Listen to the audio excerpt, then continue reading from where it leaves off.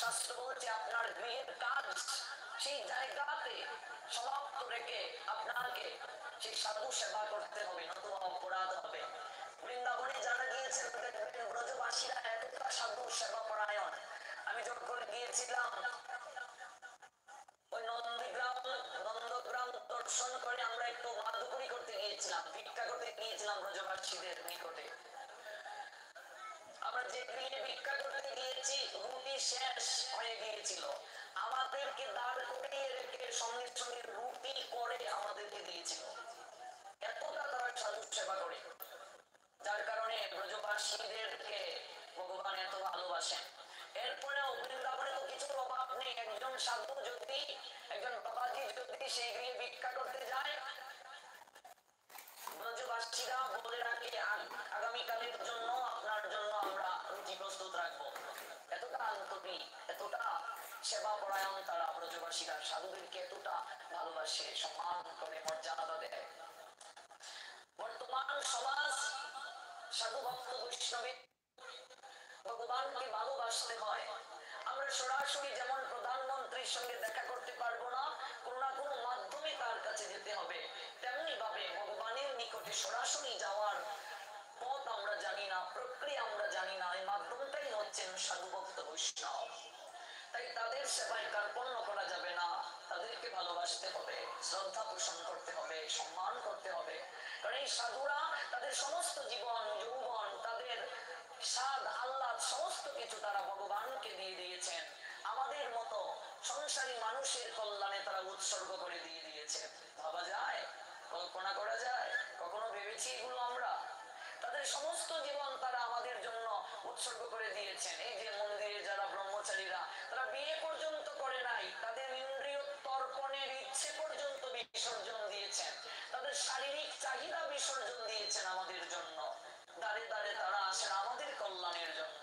তাদের কি স্বার্থ বলো বাবা? মন তেজ স্বভাব হয় তারিতে পামর, নিষ্কার্য নাই তবু যায় পরের ঘর। ওরা দাঁড়ে দাঁড়ে ঘুরে বেড়ায় আমাদের মতো সংসারে মোহিত জীবদেরকে উদ্ধার করার জন্য। অথচ আমরা তাদের নিন্দা করি, তাদেরকে কটূক্তি করি। এই জন্যই তো ভগবান কঠিন শাস্তি দিয়েছিলেন চাপাল গোপালকে। গতকাল যে আমরা শুনেছিলাম, পুষ্টবেদী করে জগৎজীবকে সাবধান করে দিয়েছেন আমরা যেন এই ভুল কাজ না করি, সাধু নিন্দা না করি, বৈষ্ণব চরণে অপরাধ না করি। আমাদের আরেকটা রীতি আছে, কোন বৈষ্ণব সাধু যদি ভিক্ষা করতে আসে, সবচেয়ে খারাপ চাল যেটা, যে সবজিটা পচে গেছে, খারাপ যেগুলো, এগুলো আমরা ভিক্ষা দিই। ভগবানের মন্দিরে এসে সবচেয়ে ব্ল্যাক টিপ মারা টাকাটা ওই দানবাসকে দিয়ে যায়। ভাগবতের আসরে ছেঁড়া টাকাটা দক্ষিণা দিয়ে দিই। ভগবান তো দেখবে না, দেখবে ভগবানের মন্দিরে গিয়ে লক্ষ টাকার জিনিস তার কাছে ভিক্ষা চাই, হাত পেতে, প্রভু এই দাও ওই দাও। আর ভগবানকে প্রণাম দিয়ে দক্ষিণা দেওয়ার সময় মানিব্যাগে খুচরো পয়সাটা আমরা খুঁজি। বলুন ঠিক কি ঠিক না?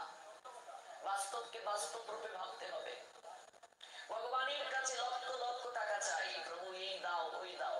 আর ভগবানকে প্রণাম দিয়ে মন্দিরে গিয়ে দানবাসকে ভগবানের সেবায় টাকা দিতে খুচরো টাকাটা খুঁজি, 2 টাকা 5 টাকা 10 টাকা আছে কিনা। নতুবা বলি ভ্রান্তি নেই। অথচ ভগবান সব দিয়েছেন। এই কাপড়টাও নিয়ে আসিনি, নগ্ন হয়ে এসেছিলাম, লজ্জা নিবারণের কাপড় নিয়ে আসিনি। যাবো যেদিন সমস্ত কিছু রেখে যেতে হবে, কিচ্ছুটি নিয়ে যাওয়া যাবে না, তার জিনিস তাকে দেব। এই জায়গায় মন সবচেয়ে ছোট।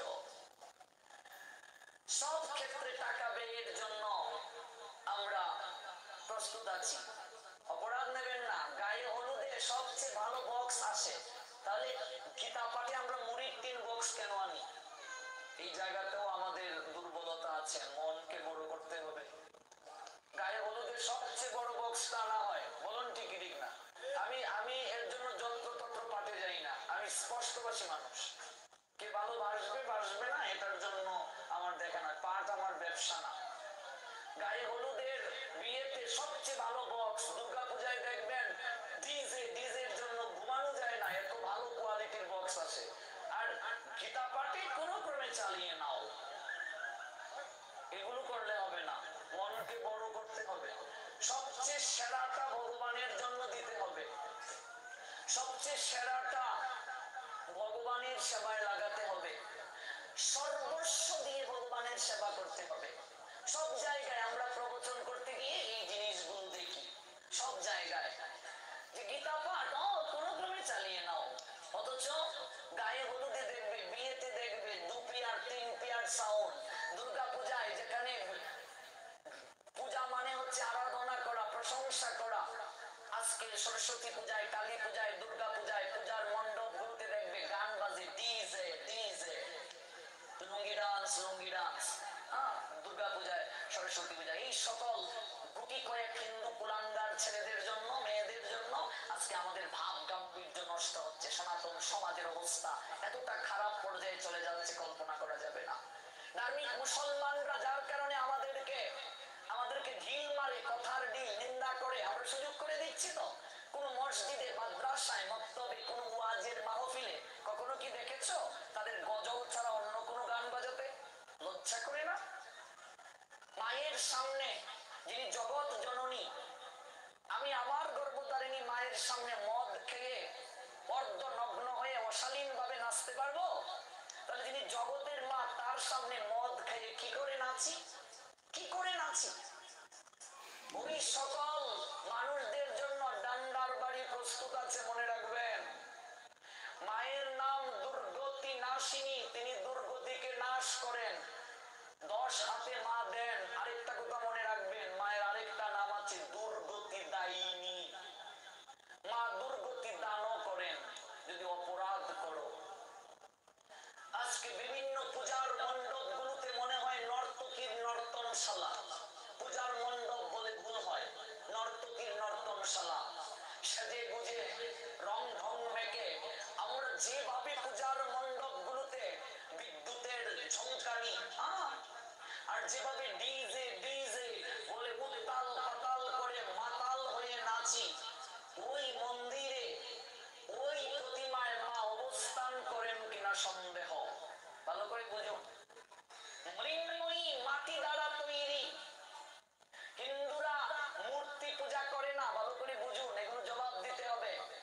মূর্তি মানে পুতুল, পুতুল পূজা করে না হিন্দু, কাঠ মাটি দিয়ে গড়া। মৃন্ময়ী মাঝে চিন্ময়ী হেরে হয়ে যায় আত্মহারা। পুতুল পূজা হিন্দু করে না, কাঠ মাটি দিয়ে গড়া। মৃন্ময়ী মাঝে, মৃন্ময়ী মানে মাটি দ্বারা তৈরি। ওই মাটির মূর্তিতে চিন্ময়ী মাকে যখন আমন্ত্রণ করা হয় মন্ত্রের মাধ্যমে, তখন সেটা প্রতিমা হয়ে যায়। মূর্তি প্রতিমা এক নয়, প্রতিমা বিগ্রহ এক নয়, এগুলো আলাদা পার্থক্য আছে।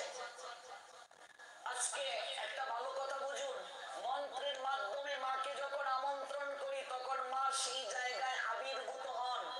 তাহলে আমরা কি আমরা নিশ্চয়ই বিশ্বাস করি মা আসেন, বিশ্বাস করি কি করি না? তো মা যদি এসে থাকেন, তুমি কেমন মায়ের ছেলে, তুমি কেমন মায়ের ছেলে, সেই মায়ের সামনে তুমি হিন্দি গানের তালে তালে নাচছো, কেমন মায়ের ছেলে তুমি? নিশ্চয়ই কুলাঙ্গার ছেলে তুমি। যার কারণেই তো আজকে সমাজের এতটা অধপতন। নাচতে চাইলে, আনন্দ করতে চাইলে বিয়েতে করো, গায়ে হলুদে করো, কেউ বাধা দিয়েছে? কিন্তু পূজার নামে আমরা যে অশালীন কার্যগুলো করছি, আর বর্তমানে প্রতিমাগুলো যেভাবে বিকৃত ভাবে তৈরি করা হচ্ছে শাস্ত্রের নিয়মকে না মেনে, এগুলো দুঃখজনক। এই যে গত সরস্বতী পূজায় 3-4টা প্রতিমা ভাইরাল হয়েছে ফেসবুকে, এক জায়গায় এরকম প্রতিমা বানানো হয়েছে, মা সরস্বতী সেলফি তুলছে, এভাবে এভাবে প্রতিমা নির্মাণ করা হয়েছে। এক জায়গায় মা মোটর সাইকেল চালিয়ে যাচ্ছে, মা সরস্বতী, এভাবে প্রতিমা বানিয়েছে। এক জায়গায় মা সেলওয়ার কামিজ পরা, এখন একটু আলটা মডার্ন, আমার মা শাড়ি ছেড়ে সেলওয়ার কামিজ পরে, এবার মা সরস্বতীও তো সেলওয়ার কামিজেই পড়বে, কারণ আমি তো কুলাঙ্গার ছেলে, কিচ্ছু বুঝি না। সরস্বতী কে আসলো কোত্থেকে, তার গায়ের রং কি, শাস্ত্রে উল্লেখ আছে কি করে প্রতিমা নির্মাণ করতে হয়। মা সরস্বতীর সাদা শাড়ি কেন, হাতে বীণা কেন, বীণায় কয়টা তার, তার বাহন রাজহংস কেন, পুস্তক কেন, এগুলো ভাবার কোনোদিন চেষ্টা করি না, জানার চেষ্টা করি না।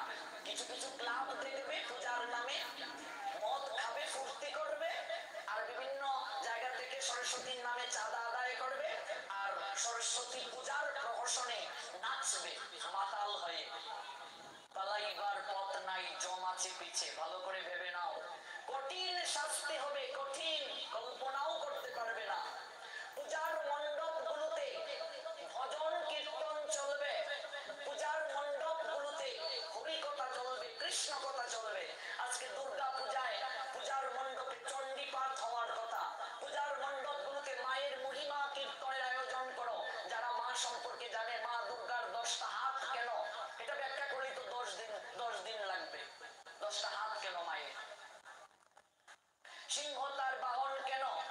কোত্থেকে এই রূপ হলো? এগুলো আলোচনার ব্যবস্থা করো, সমাজকে কিছু জানাও। অথচ দুর্গা পূজায় যেভাবে, আপনি অবাক হবেন, আমাদের অঞ্চলে এক জায়গায় পূজার মণ্ডপে গান বাজায়, আমার আতা গাছেতে তোতা পাখি বাসা বেঁধেছে, আমিলাম গরম চা, আমার ফু দিয়া খা। পূজার মণ্ডপে গান বাজে, আমিলাম গরম চা, আমার ফু দিয়া খা। তুই গরম চা, তবে ফু দিয়া খাই তো এই পূজার মণ্ডপে? কোথায় যাবো বলো? আজকে বর্তমানে ইয়াং জেনারেশন, আমাদের বয়সী ছেলে মেয়েরা ভ্রষ্ট হয়ে যাচ্ছে, একেবারে ভ্রষ্ট, কল্পনাও করা যাবে না। তাদের চরিত্র এতটা স্খলিত হয়ে যাচ্ছে, এটা কল্পনাও করা যাবে না, কল্পনাও করা যাবে না। এই যারা এই নেটের মাধ্যমে, ইউটিউবের মাধ্যমে সারা বিশ্ব থেকে আমায় দেখছো, শুনছো, প্রত্যেকে আমি একটা কথাই বলতে চাই, একটা মেসেজ দিতে চাই। তরুণ সমাজ যদি জেগে উঠে, যুবকরা যদি জেগে উঠে, সমাজের আমূল পরিবর্তন সম্ভব। আমরা যদি না জাগি, মা কেমনে সকাল হবে? তোমার ছেলে উঠলে মাগো রাত পোহাবে তবে। যুবকরা ইচ্ছা করলে সব পারে, সমাজের আমূল পরিবর্তন করতে পারে। তাই স্বামী বিবেকানন্দ বলছিলেন, 100টা কর্ম উদ্যমী যুবককে বের করে নিয়ে আসো। উজানের স্রোতকে বাটিতে, বাটির স্রোতকে উজানে নিয়ে যাওয়া সম্ভব। এখনকার যুবকেরা বৃদ্ধের মতো হয়ে গেছে, সারা রাত ফেসবুক শেয়ার আর কলেজে গিয়ে জিমায়। জিমাউরা যুবকের কথা শাস্ত্র বলে নাই। আর ওরা মনে করে সাধুদের তো খেয়ে দিয়ে কাজ নেই, ওরা শুধু খায় আর ঘুমায়। কয়েকদিন আমাদের লোকে থাকো, তারপর বুঝবে। সারা রাত নির্জলা থেকে দিন রাত ভজন, এরপরে আবার 4:30টায় মঙ্গল আরতি, 12টায় 1টায় ঘুম, আবার 3:30টায় উঠো, প্রসাদ পাও। দেখবে সাধনা কত কঠিন। এত সহজ সাধু হওয়া? এত সহজ? ম্যাক্সিমাম মানুষদের মাঝে একটা ধারণা কাজ করে, সাধু যারা, মনে হয় ওদের পারিবারিক স্ট্যাটাস ভালো না, ওদের মনে হয় শিক্ষাগত যোগ্যতা নেই, ওরা মনে হয় খেতে পারে না, একটা কিছু করে তো চলতে হবে। অধিকাংশ মানুষের মাঝে একটা ধারণা। ওই সারা বাংলা ঘুরে আমার যেটা উপলব্ধি হলো, সারা বাংলায় ঘুরে, এই বাংলায় তো অনেক সময় দিলাম, এবার আগামী চৈত্র মাসে আমার ভাগবত সপ্তাহ কলকাতায়, এবার বাংলাদেশে আর নয়, অনেক হয়েছে, এবার ভারতে গিয়ে বেশি প্রচার হবে ভাগবত সপ্তাহ। সারা বাংলায় তো অনেক সময় দিলাম, এবার চৈত্র মাসে কলকাতায় ভাগবত সপ্তাহ হবে, ফিক্সড হয়ে গেছে, আমি পরে জানিয়ে দেব। এইভাবে সারা বাংলায় ঘুরে যেটা উপলব্ধি হলো আমার অল্প বয়সের জীবনে, সেটা হচ্ছে অধিকাংশ মানুষের মাঝে এরকম একটা ধারণা কাজ করে, সাধু যারা, তাদের মনে হয় পড়াশোনা ভালো নাই, ওদের মনে হয় পারিবারিক স্ট্যাটাস ভালো না, ওরা মনে হয় খেতে পারে না, একটা কিছু করে খেতে হবে। এটা অধিকাংশ মানুষদের মাঝে একটা ধারণা, কিন্তু এটা একদম ঠিক নয়। এই ধারণা থেকে আমাদের বের হয়ে আসতে হবে। মনে রাখবেন, রুটিন মাফিক পড়াশোনা করে সবকিছু সম্ভব।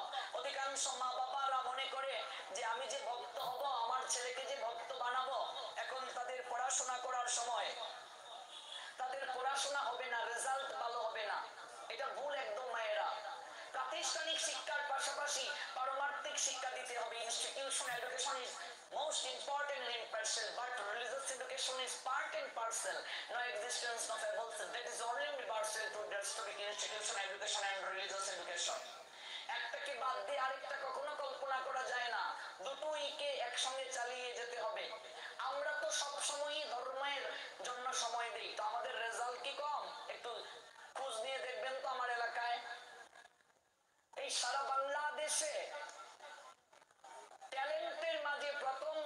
অধিকার করে ক্লাস 5-এ আমি প্রধানমন্ত্রী কর্তৃক পুরস্কার পেয়েছি। 2003 সালে ক্লাস 5-এ প্রধানমন্ত্রী খালেদা জিয়া কর্তৃক, তখন বিএনপির আমল। 2003 সালে ট্যালেন্টের মাঝে প্রথম স্থান অধিকার করে পঞ্চম শ্রেণীতে প্রধানমন্ত্রীর হাতে পুরস্কার পেয়েছি আমি। 2006 সালে ক্লাস 8-এ বৃত্তি পেয়েছি। তারপর বাংলা সাহিত্যের উপর গ্রাজুয়েশন মাস্টার্স ফার্স্ট ক্লাস, এবার ডক্টরেট করব পিএইচডি সাহিত্যের উপরে। আমাদের রেজাল্ট কি কম? আমাদের রেজাল্ট কি 1.2 পয়েন্ট? অধিকাংশ মানুষদের মাঝে এরকম একটা কাজ করে, ধারণা কাজ করে। বের হয়ে আসতে হবে এই ধারণা থেকে। সাধু যারা, ভক্ত যারা, এক্সট্রিম মেরিটোরিয়াস, অত্যন্ত তারা মেধাবী হয়। Extreme obediently power supreme being Krishna, কারণ তারা জানে, তারা উপলব্ধি করে, but those who worship me, যে all power supreme being Krishna sir Shrimad Bhagavad Gita 12 chapter. But those who worship me, ভগবান বলছেন যদি তুমি যেত সর্বাণি কর্মাণি ওই সংন্যাস মৎপরাহ অনন্যেন এব যুগেন মাম দয়ন্ত উপাসতে। But those who worship me, giving up all their activities unto me, and being devoted to me without deviation, engaged in devotional service, and always meditating upon me, having fixed their minds upon me, was on part to say, Almighty Creator Krishna, 12 chapter. একমাত্র কৃষ্ণ ভক্ত যে হবে তাকে allrounder হতে হবে, সব দিক থেকে পারদর্শী হতে হবে। কৃষ্ণ ভক্ত সব দিক থেকে পারদর্শী। Krishna devotees extreme meritorious, extreme allrounder, all side, সব দিক থেকে পারদর্শী হবে। পড়াশোনা ভালো করতে হবে, রেজাল্ট ভালো করতে হবে, পরিবারকে সময় দিতে হবে, চাকরি বাকরি সব করো, ভক্তও হও। দুবার ম্যাট্রিক ফেল করে মালা গলায় ঝুলিয়ে রাস্তা দিয়ে হাঁটবে আর Hare Krishna Hare Krishna, I don't like this, আমি এটা পছন্দ করি না, এটা আমার ব্যক্তিগত অভিমত। রেজাল্ট ভালো হতে হবে, পড়াশোনা ঠিক মতো করতে হবে, পরিবারের দায়িত্ব পালন করতে হবে, ভগবানকেও ডাকতে হবে। 2009 সালে আমার এসএসসি কমপ্লিট, 2011-তে ইন্টার কমপ্লিট। আমাদের রেজাল্ট কি 1.2 পয়েন্ট? অধিকাংশ মানুষদের এটা ধারণা না। রুটিন মাফিক যদি কেউ পড়াশোনা করে সবকিছু সম্ভব, সব কিছুই সম্ভব। পড়াশোনাটা করতে হবে ঠিক মতো। আর ভগবান হচ্ছেন কেন্দ্রবিন্দু। মেইন তারের সঙ্গে যদি এটার সংযোগ না থাকতো, লাইট জ্বলতো না, ফ্যান চলতো না। সংসারে আমরা সুখে থাকতে চাই, ভালো থাকতে চাই, সুখ যিনি প্রদান করেন সেই সুখময়ের সঙ্গে যদি আমাদের সম্পর্ক না থাকে, আমরা কি করে সুখী হব? সংসারে যিনি আনন্দ দিতে চান সেই আনন্দময় ভগবানের সঙ্গে যদি আমাদের সম্পর্ক না থাকে, আমরা আনন্দ পাবো কি করে বলুন? আনন্দটা তো এটা হচ্ছে আপেক্ষিক বিষয়, রিলেটিভ ম্যাটার। এই আনন্দ প্রাপ্তির জন্য আনন্দময়ের নিকটে যেতে হবে। কাজেই তরুণ প্রজন্মের আমরা যারা, আমাদের বয়সী যারা যুবক, আমাদের বয়সী যারা যুবতী, তাদেরকে আমার একটা রিকোয়েস্ট, সেটা হচ্ছে পড়াশোনার পাশাপাশি একটু ধর্ম সম্পর্কে জানতে হবে। আজকে আমরা ধর্ম সম্পর্কে কিছুই জানি না। আপনি অবাক হবেন, কিছুই জানি না। বিভিন্ন প্রোগ্রামে যখন কোরআন তেলাওয়াতের পরে গীতা পাঠের জন্য ডাকা হয়, কোথায় গিয়ে যে মুখ লুকিয়ে লজ্জা নিবারণ করব, তৎকালীন সময়ে ওই সময়টাতে মুখটা দেখলে বোঝা যায় কতটা নিচু হয়ে যায় আমাদের মুখ। আজকে অনার্স মাস্টার্স কমপ্লিট করে আসা 100টা ছেলেকে গীতা শ্লোক দিয়ে বলো একটু পাঠ করো, উচ্চারণই করতে পারে না সংস্কৃত। মাস্টার্স পড়ুয়া 100টা ছেলেকে বলো গীতার একটা শ্লোক বলতে, আমি অধিকাংশদেরকে দেখেছি একটাই শ্লোক আমরা যদা যদা হি ধর্মস্য গ্লানির্ভবতি ভারত, আর কোন শ্লোকেই বলতে পারে না। কোরআন তেলাওয়াতের পরে গীতা পাঠের জন্য লোক খুঁজে পাওয়া যায় না। আমরা আমাদের ধর্মটাকে রিচার্জ করি না, অথচ এই সনাতন ধর্ম থেকে পৃথিবীর সমস্ত ধর্মের সৃষ্টি হয়েছে। এটা আমি চ্যালেঞ্জ করে বলছি, কারো সাহস নেই আমার সঙ্গে মোকাবেলা করার। পৃথিবীর সমগ্র ধর্ম এই সনাতন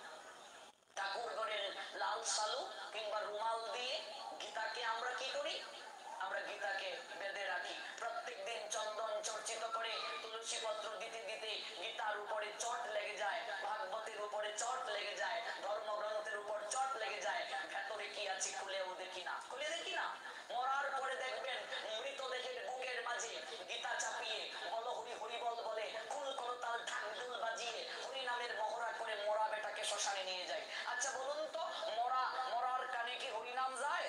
তো মরা কি হরিনাম শুনিয়ে কি হবে? জীবন দশায় যে লোক হরিনাম করলো না, জীবন দশায় যে তিলক দিল না, জীবন দশায় যে ধুতি পরলো না, 100টা হিন্দু ছেলেকে ধুতি দিয়ে দেখো, 99.5 জন হিন্দুর ছেলে ধুতি পরতে জানে না। ঠিক ঠিক না? আমি হিন্দু, লজ্জা করে না? আমি ধুতি পরতে জানি না, এটা আমার সংস্কৃতি।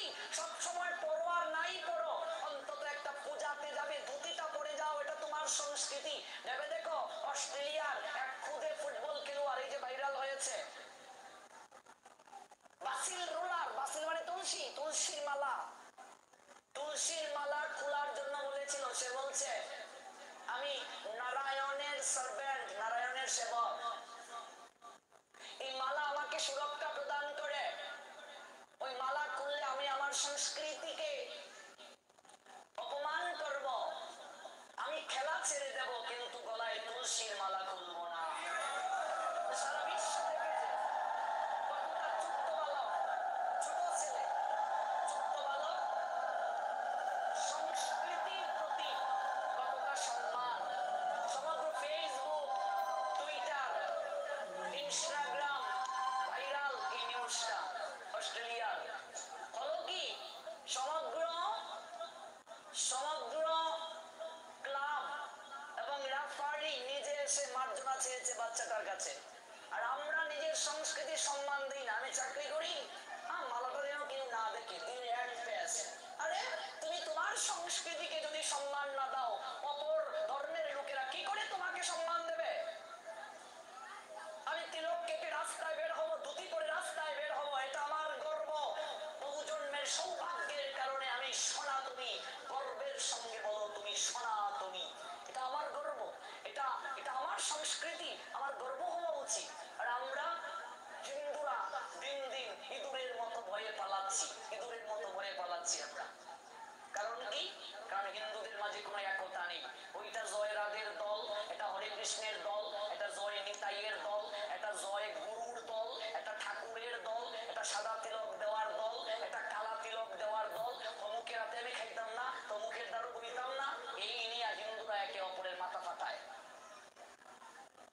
যতদিন যাবৎ হিন্দু নিজের মাঝে ঐক্যতা আনতে পারবে না, আরে তুমি কোন মত থেকে দীক্ষা নিয়েছো, কোন মতে ভক্তি যাজন করছো, এটা পরের কথা। আমাদের প্রত্যেকের প্রথম পরিচয় আমি সনাতনী, আমি হিন্দু, এটা আমাদের প্রথম পরিচয়। যার কারণে তো আমরা মনে করি ও অমুক অমুক দলের মাথা ফাটিয়েছে, অমুক সংগঠনের লোককে মেরেছে, আমাকে তো মারে না। হিন্দুদের অবস্থা কি জানো?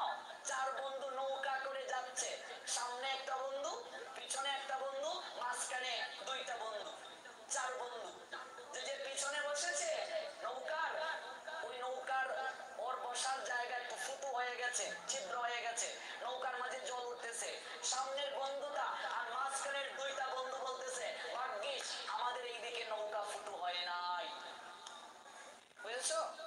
আরে মূর্খ, নৌকা যেদিকেই ফুটো হোক, নৌকার ভেতরে জল ডুববে আর তোরা 4 জনেই মরবে। আমরা মনে করি না আমরা ভালো আছি, আমাদের এইদিকে কোনো সমস্যা নাই, আমরা ভালো আছি, আমাদের কিছু হয়নি। হিন্দুরা যতদিন যাবত নিজের অধিকার বুঝবে না, নিজের ব্যক্তিত্ব বুঝবে না, হিন্দুরা যতদিন নিজেদের স্বাধিকার আদায়ের জন্য চেষ্টা করবে না, আর ওই দলাদলি ঠেলাঠেলি ছেড়ে না আসবে, ততদিন যাবত হিন্দুদের কখনো অবস্থার উন্নতি হবে না, হবে না, কখনো হবে না।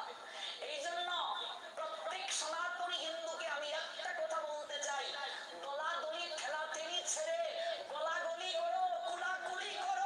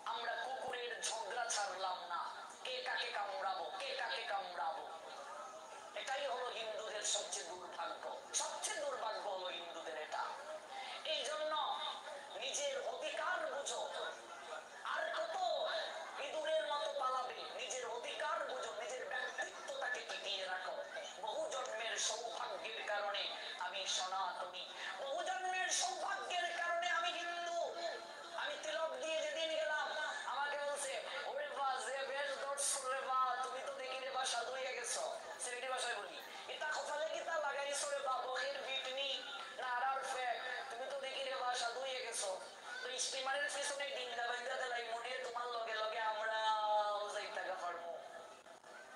তাই বলে আমি থেকে তা সাধু হইতাম না তো সুর হইতাম নি, সুর হইবে লেগে জগতে আইছি না সাধু হইবে লেগে আর মাত নাই। তো যেমন কুকুর তেমন মুগু। এক জায়গায় পাঠে গেছি কুমিল্লা, আমার এই ড্রেস দেখে কই ওরে বা তোমার বাপ না মা মরছে তুমি এটা পড়ছো। আমরার মানুষ, আমরার ধর্মের, আমিও তো আমি জানি কার ক্ষেত্রে কি আচরণ করতে হয়। আমি কই মা নয় বাপ নয় বউ মরে গেছে, তোমার চিন্তা কর এইটা কেটে লাগাইছো গলা হাত কিটা। আমি কই গলায় না দিলে খালি খালি লাগে লেগে দিছি। হয়তো এটা আমি কই এটা না দিলে খাদ্য হয় চুলকায়। ওরে বাবা তোমার লগে পারতাম না। আমি কই তোমারও দেখে আমি বুঝছি তুমি যে এই দলের লোক, তোমার লগে কিভাবে মাতন লাগবে এটা আমিও বুঝছি। কয় না এই কেন চলতো না, এটা বড় আগুন, এটা গরম। আমরা মনে করি যে বৈষ্ণব যারা এটা মনে হয় খালি মৃদঙ্গই বাজাইতেছি আর কিছু ছিনে না। চৈতন্য মহাপ্রভু শুধু আমাদেরকে মৃদঙ্গ বাজানো শেখায় নাই, মনে রাখবেন। মৃদঙ্গ যারা ভেঙে দেয় তাদেরকে কি করে সাইজ করতে হয় এটাও মহাপ্রভু আমাদেরকে শিখিয়ে দিয়েছেন, শিখিয়ে দিয়েছেন। হিন্দুরা আজকে এটা ভুলে গেছে, এটা ভুলে যাওয়ার কারণেই তাদের এমন অবস্থা। আমরা শুধু বংশীধারী কৃষ্ণের আরাধনা করি তা নয়, আমরা বংশীধারী কৃষ্ণের পাশাপাশি চক্রধারী কৃষ্ণেরও আরাধনা করি, এটাও মনে রাখতে হবে। আজকে আমাদের সমাজের এহেন অবস্থা, এহেন অবস্থার জন্য আমরা নিজেরা দায়ী, নিজেরা দায়ী। ভালো করে একটা কথা জেনে নিন, হিন্দুরাই হিন্দুরার শত্রু। আজকে যত আমাদের বিপদ আসছে আমরা নিজেরাই নিজেদের শত্রু, ঘরের শত্রু বিভীষণ, আমরাই আমরার শত্রু। যদিও বিভীষণ রাবণের প্রকৃত শত্রু ছিলেন না, শুভাকাঙ্ক্ষী ছিলেন, সেটা আলাদা সাবজেক্ট, শাস্ত্রীয় ব্যাখ্যায় যাচ্ছি না, প্রচলিত প্রবাদটা বললাম। এই জন্য আজকে একটা মেসেজ এবং একটা রিকোয়েস্ট আপনাদেরকে দিতে চাই, সেটা হচ্ছে সনাতনী সমাজ আর ঘুমিও না, এবার ওঠো, এবার জাগো। আর এই জাগরণটা যুবকদের মাধ্যম দিয়ে সম্ভব। যুবকরা যদি জেগে উঠে, 100টা কর্ম উদ্যমী যুবক যদি আজকে বের হয়ে আসে সনাতন সমাজ থেকে, উজানের স্রোতকে ভাটিতে, ভাটির স্রোতকে উজানে নিয়ে যাওয়া সম্ভব। আপনারা বিশ্বাস করবেন কিনা জানি না, আমি নিজেকে 100টা যুবক মনে করি, 100 যুবক। আমার মতো 10টা যুবক যদি আসে সনাতন সমাজ থেকে আমার মতো বের হয়ে আসতো, আমি বিশ্বাস করি এই সনাতন সমাজের একদিন না একদিন ব্যাপক পরিবর্তন করা সম্ভব হতো, ব্যাপক পরিবর্তন সম্ভব হতো। এই জন্য পড়াশোনা, চাকরি বাকরি, ব্যবসা বাণিজ্য সবকিছুর পাশাপাশি নিজের সংস্কৃতিকে সম্মান দিতে হবে, নিজের ধর্ম, নিজের স্বাধিকারের জন্য চেষ্টা করতে হবে, যত্নবান হতে হবে। আমার পূর্বপুরুষ কখনো কারো কাছে মাথা নত করার শিক্ষা দেয় নাই, যার কারণে ভগবান কৃষ্ণ ধমক দিয়ে অর্জুনকে বলেছিলেন কার্পণ্য দোষ উপহত স্বভাব পৃচ্ছামিতাং ধর্ম সংমূঢ়চেতা যৎসেব নিশ্চিতং ব্রুহি তত্ত্বে শিষ্যতে অহং সতিমাং তাং প্রপন্নম। কার্পণ্যজনিত দুর্বলতার প্রভাবে তুমি কিং কর্তব্য বিমূঢ় হয়ে গেছো, তোমার কর্তব্য সম্পর্কে তুমি ভ্রান্ত হয়ে গেছো, কাজেই তুমি উঠে দাঁড়াও, উঠে দাঁড়াও, তুমি উঠে দাঁড়াও। অর্জুন নিজেও বুঝেছিলেন, তাই তো ভগবানকে বলেছিলেন আমি কার্পণ্যজনিত দুর্বলতার প্রভাবে কিং কর্তব্য বিমূঢ় হয়ে গেছি, আমার কর্তব্য সম্পর্কে বিভ্রান্ত হয়ে গেছি, আমি তোমার চরণে শরণ নিলাম, আমি তোমার শিষ্য হতে চাই, তুমি কৃপা করে আমাকে জ্ঞান উপদেশ প্রদান করো, তুমি বলে দাও কোন পথে চললে আমার মঙ্গল হবে। অর্জুন ভগবানের চরণে শরণ নিয়েছিলেন, তাই ভগবান তাকে কল্যাণের পথ দেখিয়ে দিয়েছিলেন, মঙ্গলের পথ দেখিয়ে দিয়েছিলেন। একবারও কি আপনাদের মনে এই প্রশ্নটা জেগেছে আমাদের সনাতন শাস্ত্রের সব জ্ঞান অরণ্যের মাঝে নিভৃত জায়গায় লাভ করা হয়েছে, প্রদান করা হয়েছে, অথচ গীতার জ্ঞান দান করা হলো কুরুক্ষেত্রের একটা যুদ্ধে, যুদ্ধের ময়দানে? কেন? তার কারণে সংসারটাই একটা কুরুক্ষেত্র, দেহটাও একটা কুরুক্ষেত্র। এই সংসারে দিবানিশি মহাভারতের যুদ্ধ চলছে, রাজায় রাজায় যুদ্ধ চলছে, রাজায় প্রজায় যুদ্ধ চলছে, ভাইয়ে ভাইয়ে যুদ্ধ চলছে, সম্পত্তি নিয়ে যুদ্ধ চলছে। দ্রৌপদীর মতো এখনো লক্ষ লক্ষ নারীর কাপড় টানছি ওই কুলাঙ্গার দুঃশাসনের বংশধরেরা, যার কারণে নোয়াখালীর বেগমগঞ্জে আমার মায়ের মতো বৃদ্ধা এক হয়েছে, এটা তো সবাই দেখেছেন আপনারা ইউটিউবে ফেসবুকে। কতটা কতটা মানসিক বৈকল্য হলে মায়ের বয়সী মহিলাকে ছেলেরা এ কাজ করতে পারে, কতটা মানসিক অধপতন হয়ে গেলে ছেলের হাতে মা ধর্ষিতা হতে পারে। সমাজ কোন জায়গায় গিয়েছে একটিবার ভেবে দেখো। রাস্তায় আমার বয়সী ছেলেরা দাঁড়িয়ে টিজিং করে, কোনো মেয়ে গেলেই বলবে দোস্ত দেখ তো মালটা কেমন। অন্যের গুণ তোমার কাছে মাল আর তোমার গুণ তোমার কাছে কলিজা। হ্যাঁ, সম্মান দিতে শেখো নারীকে। ওই নারী সরস্বতী, এই নারী লক্ষ্মী, আবার এই নারী উগ্রচণ্ডী, এই নারী উগ্রচণ্ডী। নারী শক্তিকে যারা সম্মান করে না তারা কখনো সাফল্যের স্বর্ণ শিখরে যেতে পারে না। মহাভারতের যুদ্ধ আমাদের সমাজে এখনো চলছে, অবিরত চলছে এই যুদ্ধ। এই মহাভারতের যুদ্ধে অর্জুন বুঝতে পারলেন না তার কর্তব্য কি, তাই তিনি কিং কর্তব্য বিমূঢ় হয়ে ভগবান শ্রী গোবিন্দের নিকটে আত্মসমর্পণ করেছিলেন, আর ভগবান তাকে জ্ঞান উপদেশ প্রদান করেছিলেন, শিক্ষা দিলেন আমাদের সবাইকে। তোমরাও যখন সংসার নামক কুরুক্ষেত্রে হাঁপিয়ে উঠবে, কুল কিনারা খুঁজে পাবে না, কোন পথে চললে মঙ্গল হবে বুঝতে পারবে না, তখনই তোমরা গীতা মায়ের কুলকে আশ্রয় গ্রহণ করো। এই গীতাই তোমাদেরকে পথ দেখাবে। ঠাকুর করে শুধু গীতাকে লাল সালুর মাল দিয়ে বেঁধে রাখলে হবে না, আর প্রত্যেক দিন চন্দন চর্চিত করে তুলসী পত্র দিয়ে হবে না। ঠাকুর করে গীতা রাখতেই কৃপা হবে না, পড়লেই কৃপা হবে। ওই গীতাকে স্টুডেন্ট যারা পড়ার টেবিলে রাখো, তোমার পড়ার টেবিলে একটা গীতা রাখো, শুয়ে শুয়ে গীতা পড়ো। ঘুম পাচ্ছে না বিছানায়, একটু শুয়ে শুয়ে গীতা পড়ো। তাতে তোমার গীতার অমর্যাদা হবে না, বরং গীতা না পড়লে শুধু বেঁধে রাখলে এটাই গীতার অমর্যাদা। আজকে আমরা পড়ি না বলে আমাদের এহেন দুর্দশা। সনাতনীরা যদি শাস্ত্র পড়তো, সনাতনীরা যদি ধর্মগ্রন্থ বিচার করতো, সমাজের আমূল পরিবর্তন হতো, এই সকল মানসিক বৈকল্য আসতো না। আজকে ইয়াং জেনারেশন একেবারে ভ্রষ্ট হয়ে যাচ্ছে। ওই তরুণদেরকে যদি আমরা নেশার কবল থেকে বাঁচাতে চাই, মহান্ধ অবস্থা থেকে বাঁচাতে চাই, পাবজি আর ফ্রি ফায়ারের মতো এই সকল যে সকল অনলাইন প্রোগ্রামের যে এই প্লেগুলো রয়েছে, এই খেলাগুলো মানুষের মস্তিষ্ককে বিকৃত করে দিচ্ছে, যার কারণে হাইকোর্টে আবেদন করা হচ্ছে পাবজিকে বন্ধ করার জন্য। এই সফটওয়্যারগুলো এতটাই নেশা যুক্ত করছে আমাদেরকে।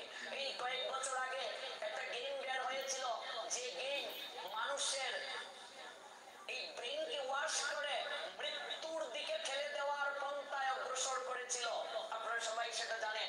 অনেক লোক দালান থেকে লাফ দিয়ে, গাছ থেকে লাফ দিয়ে এই গেম খেলে নিজের প্রাণকে তারা নষ্ট করেছিল।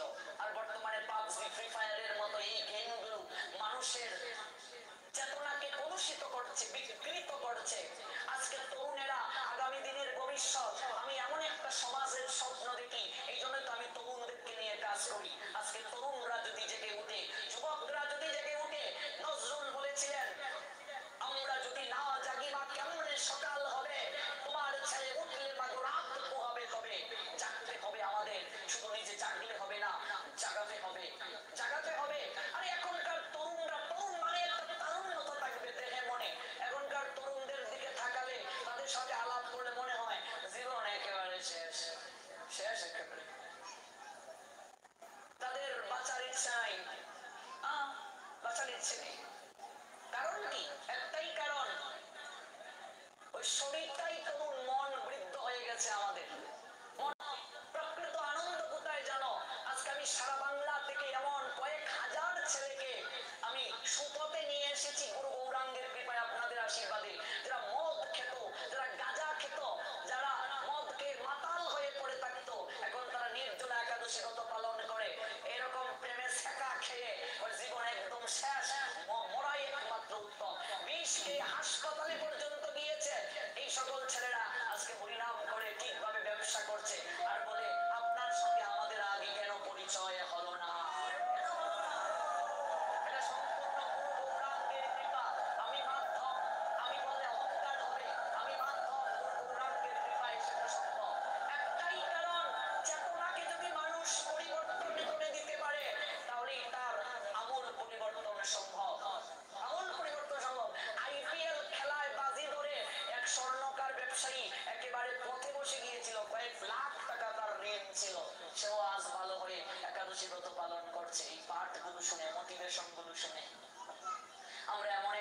অবস্থায় আছি, এমন একটা অবস্থায় সারা রাত দেখবে ফেসবুক মেসেঞ্জারে, ইমোতে, হোয়াটসঅ্যাপে চলছে চলছে চলছে। ভালোবাসি তো, ভালোবাসলে মা বাবার চোখকে ফাঁকি দিয়ে মাঘ মাসের শীতের রাত্রেও লুকিয়ে লুকিয়ে কথা বলা যায়, অথচ গীতা পাঠে আসি না, একাদশী ব্রত করি না, হরিনাম জপ করি না, কারণ ভগবানকে ভালোবাসি না। ভালোবাসলে করা যায়, এক রাত্রি না ঘুমিয়ে থেকে একাদশী ব্রতেও জাগরণ করে আবার মঙ্গল আরতি করা যায়। কিছু কিছু লোক আমাদের নামে বদনাম করে, কয় আমরা যদি একাদশী নির্জলা করি তাহলে পরের দিন প্রচার করতে পারবো না, আমরা মঙ্গল আরতি করতে পারবো না। তাহলে আমরা কি নাক ডাকিয়ে কুম্ভকর্ণের মতো ঘুমাই? আমরা মঙ্গল আরতি করি না। আবার কিছু কিছু লোক দেখবে কয় রাহুল প্রভুর তো মঙ্গল আরতি করে না, তুই গিয়ে দেখিস মঙ্গল আরতি করি না। হ্যাঁ, এখানে মঙ্গল আরতি 4:30টায় প্রত্যেক দিন হচ্ছে, পিছনে কত কুকুর দেখবে ঘেউ ঘেউ ঘেউ ঘেউ করছে, যে তোর সঙ্গে পারলাম না, তোর ছায়ার সঙ্গে দেখি কিছু পারি কিনা। এই হলো অবস্থা সমাজের। সমাজের অবস্থাটা এই পর্যায়ে চলে গেছে এখন, যে একাদশী নির্জলা করলে পরের দিন প্রচার করা যাবে না। তো আজকে কি প্রচার হচ্ছে না? আজকে পাঠ কি বন্ধ? আজকে প্রচার হচ্ছে না? মঙ্গল আরতি হয় নাই? সন্ধ্যাবেলা আরতি হয় নাই? আপনারা কিছু বলেন, হয়নি? শত শত ভক্ত মিলে জাগরণ করলেন, ঘুরে আরতি করলেন, সেটা ইম্পর্টেন্ট, সাধনা ইম্পর্টেন্ট। ভালো রেজাল্ট করতে চাইলে ভালো পড়াশোনা করতে হবে। ভালো পড়াশোনা না করলে কি ভালো রেজাল্ট পাওয়া সম্ভব? তাহলে যে লোকটা শ্যামা চাল, বাদামের গুনা, সবজি সবকিছু প্যাট ফাটিয়ে খাবে আর রাত্রে কুম্ভকর্ণের মতো ঘুমাবে, সেই লোকটা ভগবানের বেশি কৃপা পাবে? আর যে না খেয়ে ভগবানের নামে সারা রাত ভগবানের চিন্তা করেছে, সে বেশি কৃপা পাবে? বলুন। এখন তো আমরা ধর্মটাকে টোটালি ব্যবসা বানিয়ে ফেলেছি। আমরা রেস্টুরেন্টে পর্যন্ত অ্যাডভার্টাইজ দিই, আমাদের এই জায়গায় 13 প্রকারের একাদশীর প্রসাদ পাওয়া যায়, একাদশীর কেক পাওয়া যায়। মানে একাদশীতে জন্মদিন হলে একাদশীর কেক, হ্যাঁ, এই হলো বাটপাড়ি, টোটালি বিজনেস, ধর্মের নামে ব্যবসা।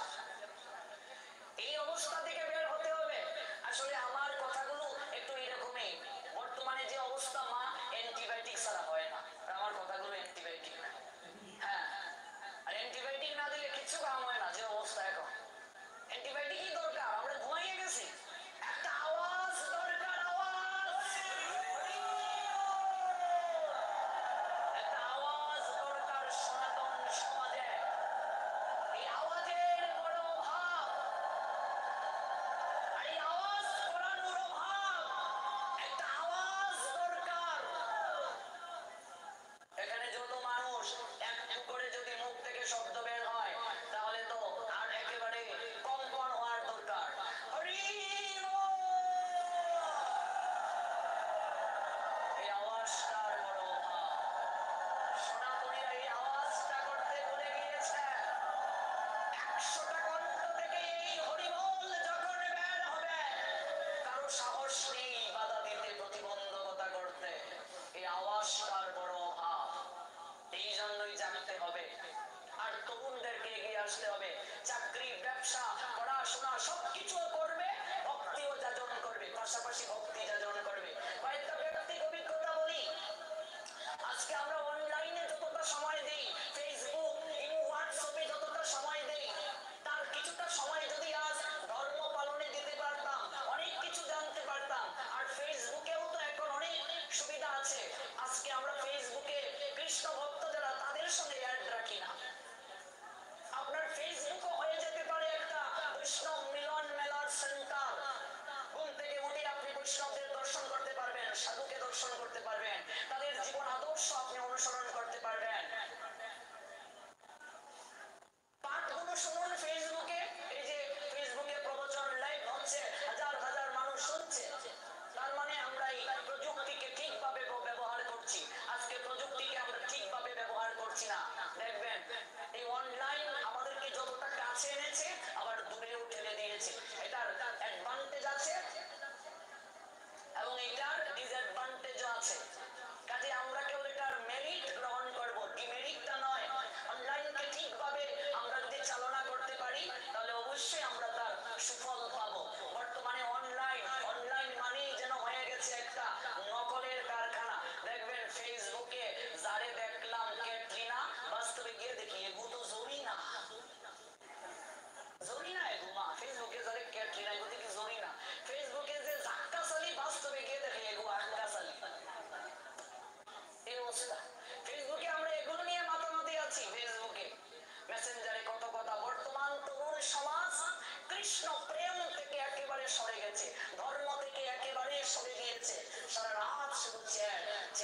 আসছে, ফ্লেক্সি শেষ, বিকাশে রকেটে ফ্লেক্সি আসতেছে, চার্জ শেষ, পাওয়ার ব্যাংক লাগিয়ে চলছে, হ্যালো চলছে। মাঘ মাসের শীতের রাত্রে খাতা মুড়ি দিয়ে ল্যাপের তলে কম্বলের তলে চলছে, কথা চলবে।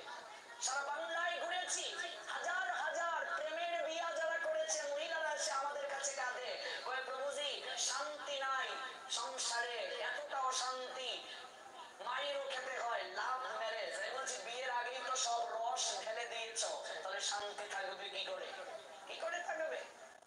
আমার একটা মোটিভেশন শুনবেন, সম্পর্ক কেন দূরত্বে চলে যায়। আমার রাহুল কৃষ্ণ দাস, একটু ইউটিউবে সার্চ করবেন, এখানে কয়েকটা মোটিভেশন আছে আমার। সম্পর্কে কেন ভাটা পড়ে, সম্পর্কে কেন দূরত্বে চলে যায়, এগুলো তরুণদের উদ্দেশ্য করে আজকে বলছি। যে অবস্থা আমাদের সমাজে, ওই তরুণদেরকে সবচেয়ে বেশি প্রায়োরিটি দিতে হবে, তরুণদেরকে এগিয়ে নিয়ে আসতে হবে। গীতা ভাগবত পাঠে এক সময় বাবা কাকা যেটা দাদুর বয়সী লোকদেরকে পাওয়া যেত, আজকে আমাদের বয়সী ছেলেরা ঝুঁকছে, আমাদের বয়সী ছেলে মেয়েরা, হাজার হাজার আমার পাঠে আমাদের বয়সী ছেলেরা আসে। তরুণদেরকেই তো সর্বপ্রথমে আসা দরকার। কোন কোন গ্রামে এরকম দেখা যায় বয়োজ্যেষ্ঠ বাবা কাকা যেটারা চলে গেলে খুলে বাড়ি দিবার পর্যন্ত লোক নাই, ঠিক বলছি তো? মৃদঙ্গ বাজানোর লোক নেই, খুঁজে পাওয়া যায় না, একটু হরিনাম করার লোক পাওয়া যায় না, কারণ তরুণ প্রজন্ম ভাবছে দূর এই ধর্মটা অপশনাল, এটা এখন আমাদের করার প্রয়োজন নাই, এখন আমরা খাবো দাবো আনন্দ করব ফুর্তি করব ড্যাচিং মারবো। কিন্তু মনে রাখো, এই শরীরে যতদিন শক্তি আছে ইন্দ্রিয়ের ততদিন ভোগ করতে পারবে। যেদিন তোমার ইন্দ্রিয় বিকল হয়ে যাবে, সেদিন তোমার চোখের সামনে তোমার ভোগের উপকরণ থাকলেও তুমি ভোগ করতে পারবে না, পারবে না, পারবে না। প্রকৃত ভালোবাসাটা বুঝো। মিতালি কাকলি, হ্যাঁ সোনালি রূপালি চৈতালি, ওদের পেছনে ছুটে ছুটে জীবনের সমস্ত শক্তি ব্যয় করছো, নিজের কেরিয়ার নষ্ট করছো, রেজাল্ট জিরো, জিরো, কিচ্ছু নাই, কিচ্ছুই নেই, কিছুই নেই। আর শুধু ইমপ্রেস আমরা, কত কথা কি করে ইমপ্রেস করা যায়। বর্তমানে সবচেয়ে বেশি যে সমস্যাটা হচ্ছে তরুণ প্রজন্ম ব্ল্যাকমেইল শিকার, এবং এটা অনলাইনের মাধ্যমেই সম্ভব, অনলাইনের মাধ্যমে। কারণ বর্তমানে এই জগতে যে ভালোবাসাটা, এই ভালোবাসাটা মানেই হচ্ছে একটা কামনার দ্বারা আবৃত হয়ে, কামনার দ্বারা মগ্ন হয়ে ইন্দ্রিয় ভোগের আকিঞ্চনকে চরিতার্থ করা। এই ভ্যালেন্টাইন্স 14ই ফেব্রুয়ারির নামে কত মেয়ে যে তার সতীত্বকে নষ্ট করছে, আর কত ছেলে যে তার চরিত্রকে প্রশ্ন করছে, তার কোনো কুল কিনারা নাই। বিশ্ব ভালোবাসা দিবস, এটার ইতিহাস জিজ্ঞেস করো, ভ্যালেন্টাইন্স মানে কি? অক্সফোর্ড ডিকশনারি পর্যন্ত খুঁজো, ভ্যালেন্টাইন শব্দের অর্থ ভালোবাসা, এটাই নাই। অথচ আমি হাজার হাজার ছেলেদেরকে জিজ্ঞেস করেছি ভ্যালেন্টাইন্স ডে ইতিহাস কি, বলতে পারে না। আমরা মনে করি ভ্যালেন্টাইন্স ডে মানে নিজের গার্লফ্রেন্ডকে নিয়ে একটু ঘোরাঘুরি, একটু গার্লফ্রেন্ডকে নিয়ে আনন্দ ফুর্তি করা। আসলে ভ্যালেন্টাইন্স ডে এর তাৎপর্য হচ্ছে একজন খ্রিস্টান ধর্ম প্রচারক, তার উদ্দেশ্যে এই দিনটা পালন করা হয়। এগুলো আমরা জানি না, কিচ্ছু কিচ্ছু বুঝি না, কিচ্ছু জানি না। অথচ বাঙালি হুজুগে বাঙালি, কি ইতিহাস ছিল সেটা এই ভ্যালেন্টাইন্স ডে। এই বিষয়ে আমার অনেক লেখা আছে, ফেসবুকে সার্চ করে দেখবেন। আমরা এই প্রসঙ্গে যাচ্ছি না, যাচ্ছি না আমরা। অথচ এই ভ্যালেন্টাইন্স মানে আমরা বাঙালি মনে করে ফেলেছি প্রেমিক প্রেমিকার মিলনের দিন। কত মেয়ে যে তার সতীত্বকে এই ভ্যালেন্টাইন্সে নষ্ট করছে, আর কত পুরুষ যে তার চরিত্রকে নষ্ট করছে। এবার ওর সময়ে যদি একটা ফল গাছ থেকে পড়ে যায়, ফলটা মিষ্ট হবে না? সময়ের কাজ সময়ে না করে ওর সময়ে যদি করো, তাহলে তো তোমাকে পস্তাতে হবে, দুঃখ পেতে হবে, যন্ত্রণা পেতে হবে।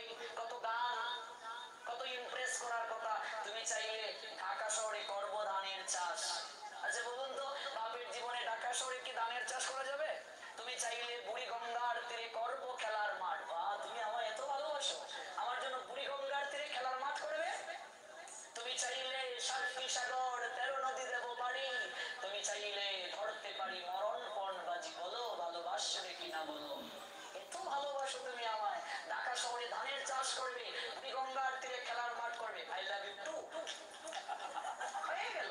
তারপরে একটু কুমকুম কুলু কুলু, তারপর ভিডিও ধারণ, তারপর ফেসবুকে ভাইরাল, তারপর আমি কুলহারা কলঙ্কিনী, আমার কেউ সইও না গো সজনী।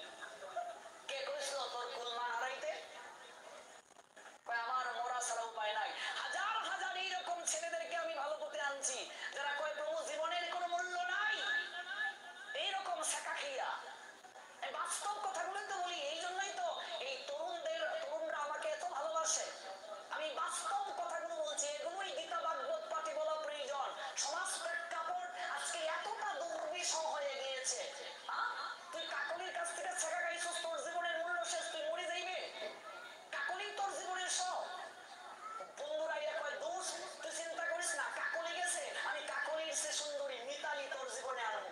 মিতালি গেলে তোর লেগে চৈতালি, চৈতালি গেলে রূপালি, আমি কই চৈতালি মিতালি কাকলি যত আলী আসুক না কেন, প্রকৃত ভালোবাসা যদি না বুঝো ওই ছেঁকা খেয়ে বেকারই থাকবে। প্রকৃত আনন্দ বুঝি না, প্রকৃত ভালোবাসা বুঝি না, কোথায় গেলে প্রকৃত আনন্দ পাওয়া যায় সেটা বুঝি না। এবার শোনো, সেই প্রকৃত আনন্দের সংবাদ আমাদের মহাজন দিচ্ছেন। সাধু সঙ্গ বিনা তোমার কোথায় আছে ইষ্ট, বৈষ্ণব চরণে মজ ঘুচিবে অনিষ্ট। সাধু সঙ্গ বিনা তোমার কোথায় আছে ইষ্ট, প্রকৃত ইষ্ট, প্রকৃত কল্যাণ সাধু সঙ্গের মাঝে আছে। এর মতো আনন্দের জায়গা কোথাও নেই। তাহলে কি বাড়িঘর সব ছেড়ে দিতে হবে, বাপ মা সব ছেড়ে দিতে হবে, চাকরি ছেড়ে দিতে হবে, ব্যবসা ছেড়ে দিতে হবে? না, ছাড়ার কথা বলেন নাই। এখানে আপনাদের এই দক্ষিণ অঞ্চলে তো হরিদাস কি বলে হরিচাঁদ ঠাকুরের অনেক শিষ্য আছেন। হরিচাঁদ ঠাকুর একটা চমৎকার কথা বলেছেন, গৃহেতে থাকিয়া যার হয় ভাব উদয়, সেই সে পরম সাধু জানিও নিশ্চয়। গৃহে থেকে যারা কৃষ্ণ কেন্দ্রিক সংসার করে, তারা ওই মঠবাসী যারা হয়েছে, সংসার যারা পরিত্যাগ করে মন্দিরে চলে গিয়েছে, তাদের তো একটাই কর্ম মন্দিরের কাজ করা, তাদের সংসারটাই ভগবানের সংসার। যারা গৃহে আছি আমরা গৃহের সমস্ত কার্য পালন করব, কিন্তু সেই প্রকৃত কার্য যিনি সম্পাদন করেন, কেন্দ্রবিন্দু ভগবানকে মাঝখানে রেখে তারপর সমস্ত কার্য যে সম্পাদন করবে, কৃষ্ণ কেন্দ্রিক যারা সংসার করবে, তারা ব্রহ্মচারী সন্ন্যাসীরা উভয়ে সমফল পাবে, তাতে কোনো সন্দেহ নেই। এটা হরিচাঁদ ঠাকুরের কথা। আপনাদের এই অঞ্চলে হরিচাঁদ ঠাকুর বলছেন, গৃহেতে থাকিয়া যার হয় ভাব উদয়, সেই সে পরম সাধু জানি নিশ্চয়। গৃহী যারা, আমরা সবাই গৃহী, আমাদের গৃহের কথা শুনতে হবে। আমরা গৃহ থেকে কি করে ভগবানের আরাধনা করব। আর যারা সংসার ত্যাগ করে একেবারে জীবন যৌবন সব দিয়ে দিয়েছে ভগবানের, তারা তো অবশ্যই উৎকৃষ্ট। বহু জন্মের সৌভাগ্য ছাড়া কখনো সম্ভব নয় ওই জায়গায় যাওয়া। ওরা তো অবশ্যই বহু জন্মের সুকৃতির অধিকারী, কিন্তু সবার পক্ষে তো তা সম্ভব নয়। বহু জন্মের থাকলে ভাগ্য, বিষয়ে ছেড়ে হয় বৈরাগ্য। আমরা যারা গৃহে আছি, আমরা কি করে ভগবানের সান্নিধ্য পাবো, আরাধনা করব, এটাই দেখিয়ে দিলেন যশোদানন্দ মহারাজ পূর্ব লীলায়, যে লীলাটা আমরা সাধন করছি। দেবর্ষি নারদ ছদ্মবেশ ধারণ করেন ছোট্ট বালকের, আর ভগবান কৃষ্ণ বৃদ্ধ ব্রাহ্মণের রূপ ধারণ করে একটা লোকের গৃহে গেলেন। অট্টালিকা, খেতে বসেছে দুপুর বেলা, আর পাহারাদার বলছে আমাদের মনিব খেতে বসেছেন, পরে আসো। খাবার চলাকালীন সময়ে ভিক্ষা দিতে নেই, এই কথা বলছে। আমাদের ক্ষুধায় তৃষ্ণায় বুকটা ফেটে যাচ্ছে, খাবার না দাও, অন্তত এক গ্লাস জল তো দিতে পারো। আমার ছোট্ট ছেলে তৃষ্ণায় কাতরাচ্ছে, একটু জল দাও। মনিবকে গিয়ে বলেছে, বাবুজি একটা বৃদ্ধ লোক সঙ্গে একটা ছোট্ট বালককে নিয়ে এসেছে, জল চাচ্ছে, খাবার না দিলেও। বলছে বের করে দে, বললাম না আমরা এখন খেতে বসেছি। মনিব না করে দিয়েছে, তোমরা চলে যাও, পরে এসো। দেবর্ষি নারদ ছদ্মবেশ ধারণ করে তো এসেছেন, ভগবানকে বলছেন, প্রভু এই যে অট্টালিকা কে দিয়েছে তাকে? তুমি। আমি তো দিয়েছি। তুমি দিয়েছো? হ্যাঁ। এত ঐশ্বর্য কে দিয়েছে ওকে? তুমি দিয়েছো। এমন দেয়াই দিলে এক গ্লাস জলও তোমার ভাগ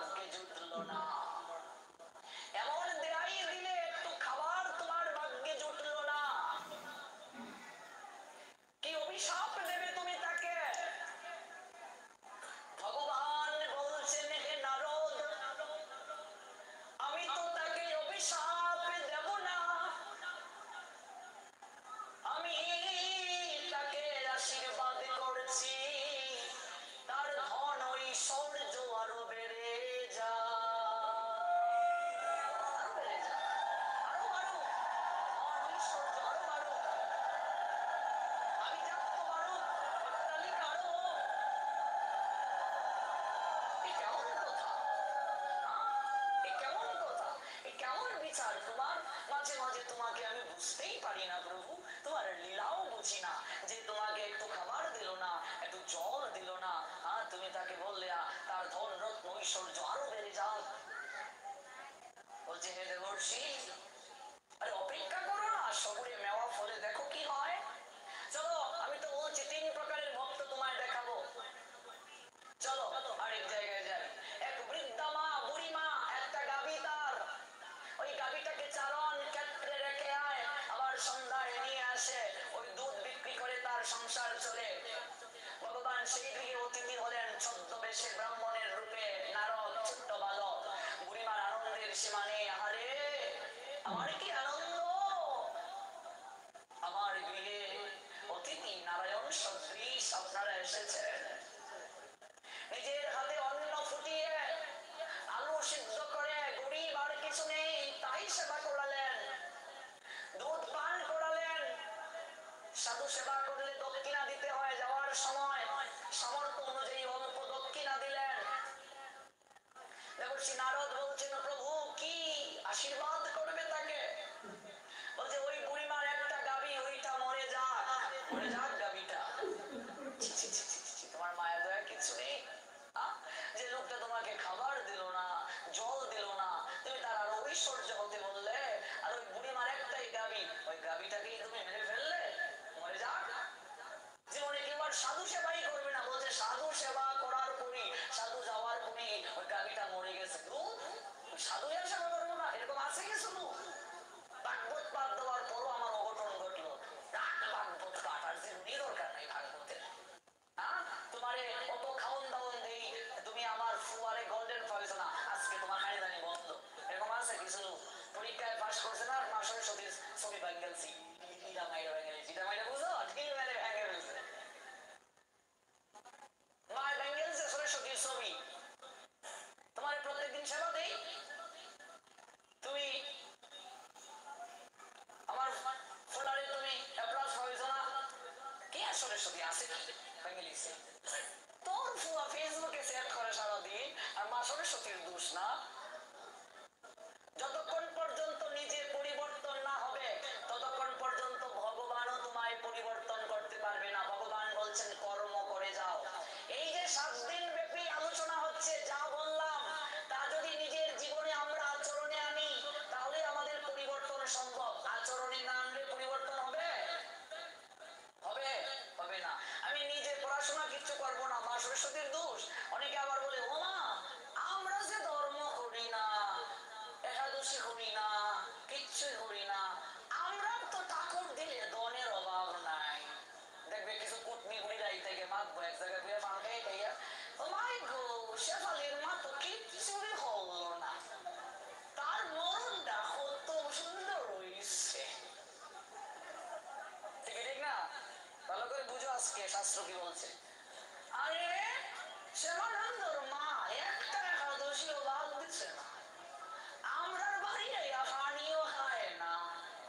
দেখছি এটা ধর্ম হইয়া কিতা হয়, রাগ ধর্ম লোরে রমানান্তর মা যাই, এই অবস্থা। বলো সমাজে হচ্ছে কি হচ্ছে না? একটা উদাহরণ দিয়ে বলি, মনে করো এই নড়িয়া এক ফুরি 2 বার ফেল করছে, তোমরা নড়িয়াতে অত খারাপ ছাত্রী নাই, এটা আমি গল্প হইতেছি কিচ্ছা, এবার বলো না যে আমরা কিন্তু খারাপ নেই, 2 বার ফেল করছি, 2 বার ফেল করছে। এবার মায় কইছে এই শোন, তোর বাপে কইছে আবার যদি তুই ফেল করো সোজা সুজি তোর হাতে শ্বশুর বাড়ির পাসপোর্ট ধরিয়ে দেয়া হবে। মানে কি তা বিয়ে দিলে যদি আরেকবার ফেল করে, এই কথা বলি না, বুড়ি এমন কান্না কান্দি শুরু করছে, বাপরে বাপরে এই বয়সী আমার বিয়া, এমন কান্দন শুরু করছে, বারান্দায় বইয়া খালি খান্তাছে খান্তাছে। ওমা বাদিনী বুঝো, বেদিনী বুঝো, যারা সিংহায় ফু দেয়, তাবিজ কবজ বিক্রি করে, আমরা করে আঞ্চলিক ভাষায় বাইদানি, ওই বেদিনী একটা আইছে, আইয়া কই কিতাবে এই তুই খান্দোস কেনে, কই আর খাতা গাই নুনে সেটা দিও না, আমার না পাসপোর্ট কই দিন পরে আইব। কই কোন দেশে যাইবে রে, দেশে তো অবস্থা ভালো না, কই কোন দেশে না শ্বশুর বাড়ির পাসপোর্ট। ওমা এটা কিতা বুঝতো, এত তাড়াতাড়ি নি, 2 বার ম্যাট্রিক ফেল করছি, আরেকবার ফেল করলে মায় কইছে, বাবা একদম মারে কইছে আর তোর শ্বশুর বাড়ির পাসপোর্ট দিব। পেটে ব্যাগ করে লেগে খান্নাও লাগে, একটা তাবিজ দিয়ে যাব। মা সরস্বতীর ক্ষমতা নাই করে ফিল করাইবার, একটা তাবিজ দিয়ে যাব। কিতাব তুমি হাসাইনি লাগবো, কিতাব বলছেন ওই বেশি না, 5 কেজি চাউল দিবে আর 101 টাকা দিবে। চাউল আমি জীবনেও চুরি করছি না, বাবার পকেট কাটে 101 টাকা আর 5 কেজি চাউল, কিন্তু তাবিজে কাম করবো নি, করতো না মানে ওয়ান টাইম 100% গ্যারান্টি। তাহলে ঠিক আছে যাও, সাবধান, তাবিজের নিয়ম বলে যাচ্ছি। রেজাল্টের আগে কোনোদিন তাবিজ খুলবি না, ভেতরে কি আছে খুলে দেখবি না। প্রত্যেকদিন তাবিজ ভিজাইয়া 1 গ্লাস জল খাবি, আর যেখানে যাবি তাবিজকে চুমু খেয়ে যাবি। আচ্ছা ঠিক আছে, 5 কেজি চাল মার ড্রাম থেকে, কেদারে ভাই আসোস নি তুই, ড্রাম থেকে চাল আর বাবার পকেট কাটিয়া 101 টাকা ওই বেদিনী দিয়া তাবিজ রাখিয়া গলায় ঝুলাইয়া দিছে। প্রত্যেকদিন তাবিজ ভিজাইয়া 1 গ্লাস জল খায়, আর যেখানে যায় তাবিজে চুমু খেয়ে যায়। এবার মা সরস্বতীর ক্ষমতা নাই ফেল করাইবার। এবার পরীক্ষা দিল, রেজাল্ট আইলো, মায় কইতাছে তার বাপরে ফুরির লাগে জামাই দেখো, পাস না ফেল? এবার কই তুই 5 কেজি চাল নিছস, 101 টাকা নিছস, প্রত্যেকদিন ফুরিতে তাবিজ ভিজাইয়া 1 গ্লাস জল খাওয়াইছস আমারে, প্রত্যেকবার তাবিজ দিয়ে চুমু খাইছি আমি, ব্যাপারে কি আছে আজকে তাবিজ আমার খুললে দেখো নেই লাগবো। তাবিজ খুলছে, ভিতরে এক টুকরা কাগজ, লেখা ফললে ফাঁস না ফললে ফেল।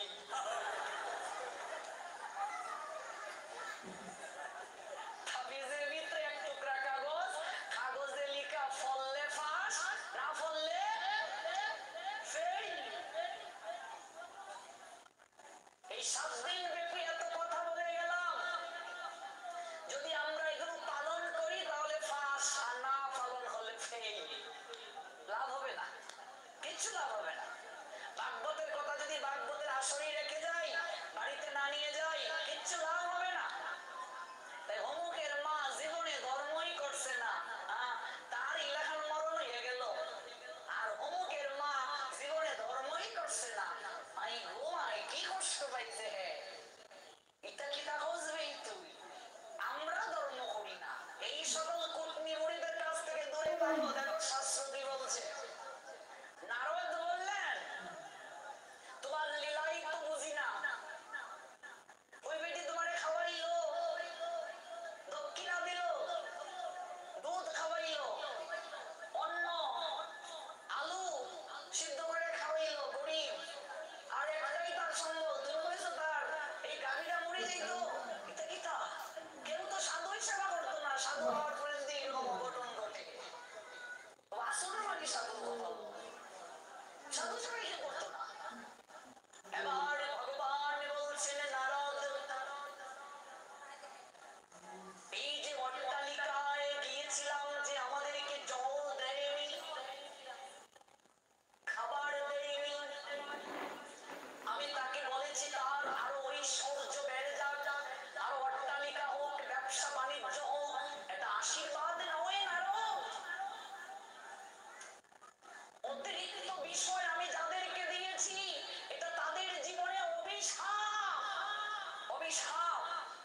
10টা ব্যবসা যা আছে গিয়ে দেখো তার রাত্রে ঠিক মতো ঘুম নাই, ঘুম নাই। এটা আমার স্টুডেন্ট, আমি নিজে পড়াইছি আমার অনার্স লাইফে।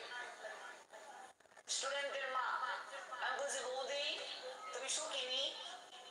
হয় না ভাই সুখী না। ওখানে 3টা গাড়ি তোমরা, প্রত্যেক ঘরে ঘরে এসি,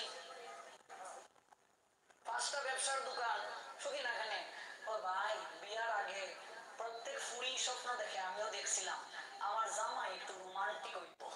এবার পাইছো না আমার কাছে গফ করো, একটু অন্তত মাসে একবার কোন জায়গায় লইয়ে ঘুরতে যাইবো। তোমার দাদা এই যে ঘুম থেকে উঠিয়া খাইয়া ব্যবসায় গিয়া বয়, আর দুপুরে আইবো, আইয়া খাইয়ে একটু রাত্রে আইয়া নাকটা খাই ঘুমায়, আমি আসি না নাই। আমি তো এটা চাইছিলাম না ভাই, আমি 2 বেলায় খাই, অন্তত জামাই একটু আমার নিয়ে ঘুরবো, অন্তত একটু স্বামী সুখ পাইবো, কিছু তো আমার জীবনে নাই, খালি টেকা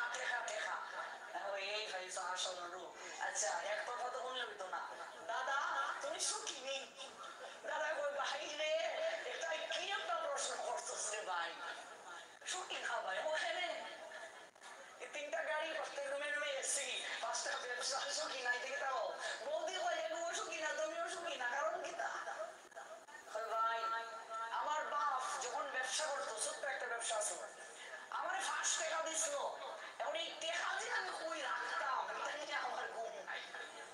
ওরে বাপরে 5 টাকা কিতা কিনতাম, হ্যাঁ কই রাখতাম, কই যাইতাম, কি যে আনন্দ।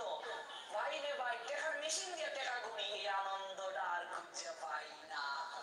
দুপুরে আইয়া ঘুমাই, এরপরেও ভিতরে ভিতরে ভাবি অমুক ব্যবসার দিলটা লোক রাইছে, যদি না যাই তাহলে অত টাকা লস হয়ে যাইব। অমুক ম্যানেজার আমি নাই মাইরে লাইতেছে নাই কিতা আমার এই 1 লাখ টাকা। সুখ নাই ভাই, ভাই সুখ নাই।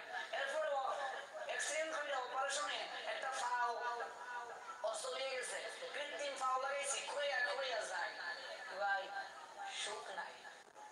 আমরা তো মনে করি একটা চাকরি হয়ে গেলে আমি সুখী, যারা পড়াশোনা করে। আর অনেকেই মনে করে আমার বন্ধুর গার্লফ্রেন্ড আছে, আমার যদি একটা গার্লফ্রেন্ড হয়ে যায় বাহ তাহলে আমি সুখী। গার্লফ্রেন্ড নাই তো এটা কি বুঝবে, শুভ তোর গার্লফ্রেন্ড নাই, ওই যে এইটা কি বুঝবে তোর গার্লফ্রেন্ড নাই, তে তো তুই স্মার্টই না, স্মার্ট না, গার্লফ্রেন্ড থাকলে স্মার্ট। এই যে অবস্থা সমাজে, প্রকৃত সুখ প্রকৃত আনন্দ কিচ্ছু আমরা বুঝি না, কিচ্ছু বুঝি না। এবার প্রকৃত সুখ কি?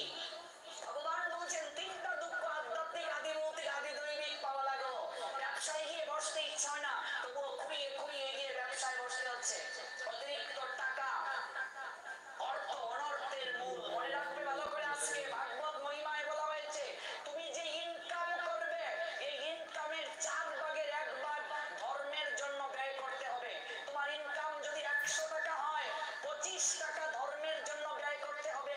ধার্মিক মুসলমানেরা এটাকে যাকাত বলে, যাকাত। ওরা যাকাত দিতে কখনো ভুল করে না, যার কারণে লক্ষ লক্ষ মসজিদ নিমিষের মাঝেই হচ্ছে, আর আমরা 50 বছরেও একটা মন্দির করতে পারি না। কারণ কি জানো? একটাই কারণ, হিন্দুরা ধর্মের জন্য অর্থ ব্যয় করতে কৃপণতা করে। এই অর্থই তাদের জীবনে দুঃখ নিয়ে আসে, এই অর্থই তাদের জীবনে কষ্ট নিয়ে আসে। অতিরিক্ত অর্থ তোমার জীবনে দুঃখের কারণ হবে, ভালো করে ভেবে নাও। অতিরিক্ত অর্থ, তাহলে জগতে যতটুকু ভগবান তোমায় দিয়েছেন সম্মানের সঙ্গে কারো কাছে ধার না করে কৃষ্ণ সেবা করে যদি যেতে পারি, তাহলে আমি প্রকৃত সুখী, প্রকৃত সুখী। এর চেয়ে আর কোনো বড় সুখ হতে পারে না, আর কোনো সুখ হতে পারে না। চাহিদার শেষ নেই, চাহিদা এতটা আমাদের, একটা চাহিদা শেষ হয়ে গেলে আরেকটা চাহিদা এসে আমাদের মাঝে হাজির হয়। 5টা ব্যবসা আছে, চাইব 10টা কি করে করণ যায়, অথচ ভাবছে না মরণের সময় কিচ্ছু নিয়ে যেতে পারতো না। নারদ, আমি যে তাকে ঐশ্বর্য দিচ্ছি, তুমি কি ভাবছো এটা আশীর্বাদ? এই অট্টালিকা পেয়ে আর ব্যবসা বাণিজ্য করে আমাকে সে ডাকার সময় পায় না, এতটুকু ঐশ্বর্য পেয়ে সে আমাকে ডাকার সময় পায় না। আমি তাকে আরো দেওয়ার আশীর্বাদ করে গেলাম, আমি এত কিছু দিলাম, অথচ আমি গেলাম, এসে দেখলো না কে আসলো, একটু জল দিল না, খাবার দিল না আমাকে। আমি তাকে আরো ঐশ্বর্য হওয়ার জন্য বলছি, কেন জানো? আর ঐশ্বর্য যখন তার হবে, সারা জীবন সে ঐশ্বর্য বিষয়ে কূপে থাকবে, কোনদিন আমি যে প্রকৃত আপনার সেটা ভাবার সে সময় পাবে না, কোনদিন সময় পাবে না, কোনদিন সময় পাবে না। ওই বিষয় বিষটা কূপে সে পূর্বে। ওই বুড়িমার একটাই গাবি, ওই গাবিটাই তার সম্বল, তাই আমি গাবিটাকে মরে যাওয়ার আশীর্বাদ দিলাম। গাবিটা যদি মরে যায়, বুড়িমার আর কোনো দোটানা থাকবে না। কারণ হে নারদ, তুমি চেয়ে দেখো এই বুড়িমার সন্তান সন্ততি কেউ নাই।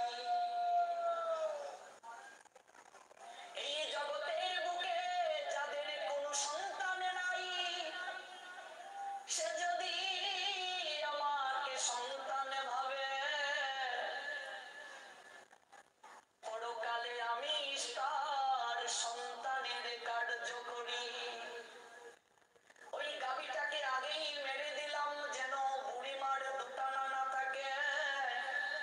আর চেয়ে দেখো আমি তার জন্য পুষ্পরথ সাজিয়ে বসে আছি, আমি তাকে পুষ্পরথে চড়িয়ে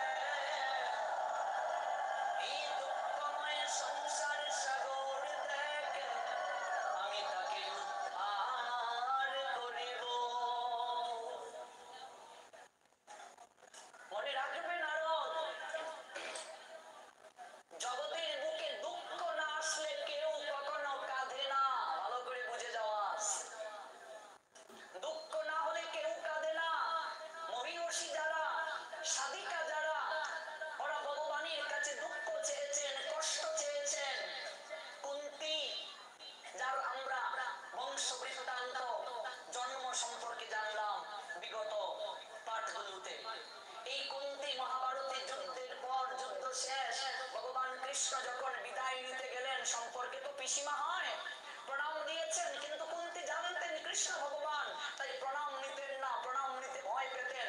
বাসুদেব, ও বাসুদেব, তুমি আমায় প্রণাম দিও না বাসুদেব।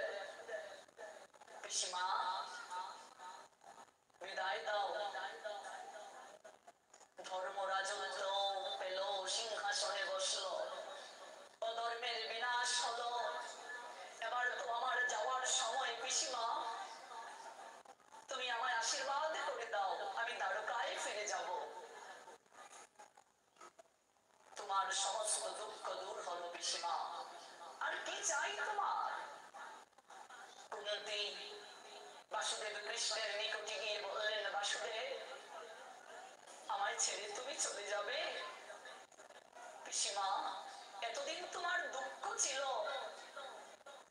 আমিও ছিলাম, আজ তো তোমার সুখের দিন, আমারও কর্তব্য সম্পাদিত হলো।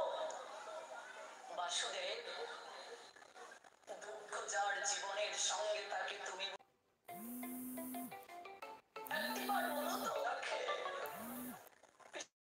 পিসিমা, দুঃখ যখন মানুষ পায়, দুঃখে যখন পড়ে, তখন হাহাকার করে কাঁদে, চিৎকার করে আমার কাছে প্রার্থনা করে, আর আমি তাদের দুঃখ যখন দূর করে দেই, তখন কজন আমাকে মনে রাখে। দুঃখেতেই তো আমি থাকি, তাই তো আমার নাম দুঃখহারি জনার্দন। বাসুদেব, দুঃখ যার জীবনের সঙ্গে তাকে তুমি বুঝি তার সঙ্গে থাকো। পিসিমা,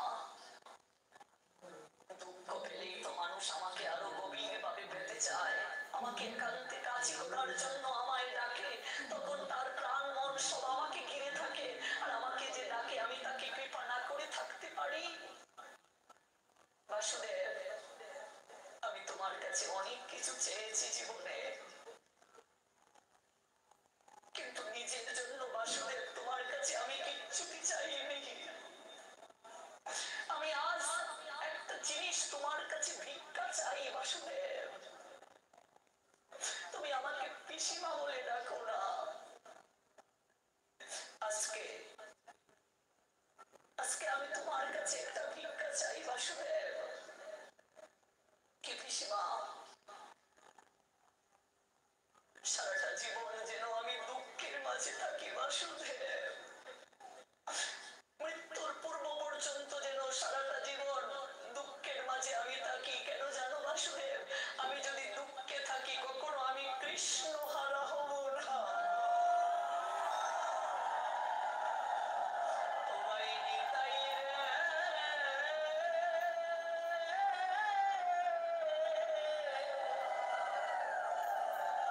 দুঃখ না পেলে হবে কেউ তো,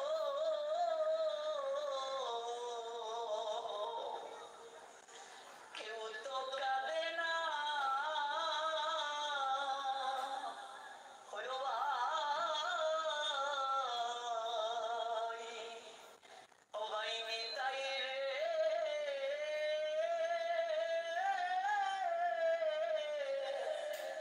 দুঃখ না পেলে হবে কেউ তো, কেউ তো কাঁদে না। দুঃখ না পেলে কেউ কাঁদে না গো। আর চোখের জল ভগবানের চরণে না দিলে ভগবানও বশীভূত হন না। ভগবান দুটি জিনিস কখনো সহ্য করতে পারেন না মা। এক হচ্ছে অহংকার, কখনো ভগবান সহ্য করতে পারেন না। আর দুই, ভক্তের নয়নের জল কখনো ভগবান সহ্য করতে পারেন না। এই নয়নের জলের এতটা ক্ষমতা, তাই তো অদ্বৈত আচার্য নয়নের জল আর তুলসী পত্র দিয়ে গোলকপতি ভগবান কৃষ্ণকে ডেকেছিলেন আমাদের মতো কলিগত জীবদের জন্য। হে প্রভু, এই পাপে তাপে ক্লিষ্ট ত্রিতাপ জ্বালায় জর্জরিত এই জীব, অনাচারে অবিচারে তাদের জীবন ভরে গেছে, হৃদয় দগ্ধীভূত। স্বয়ং তোমাকে জগতের বুকে আসতে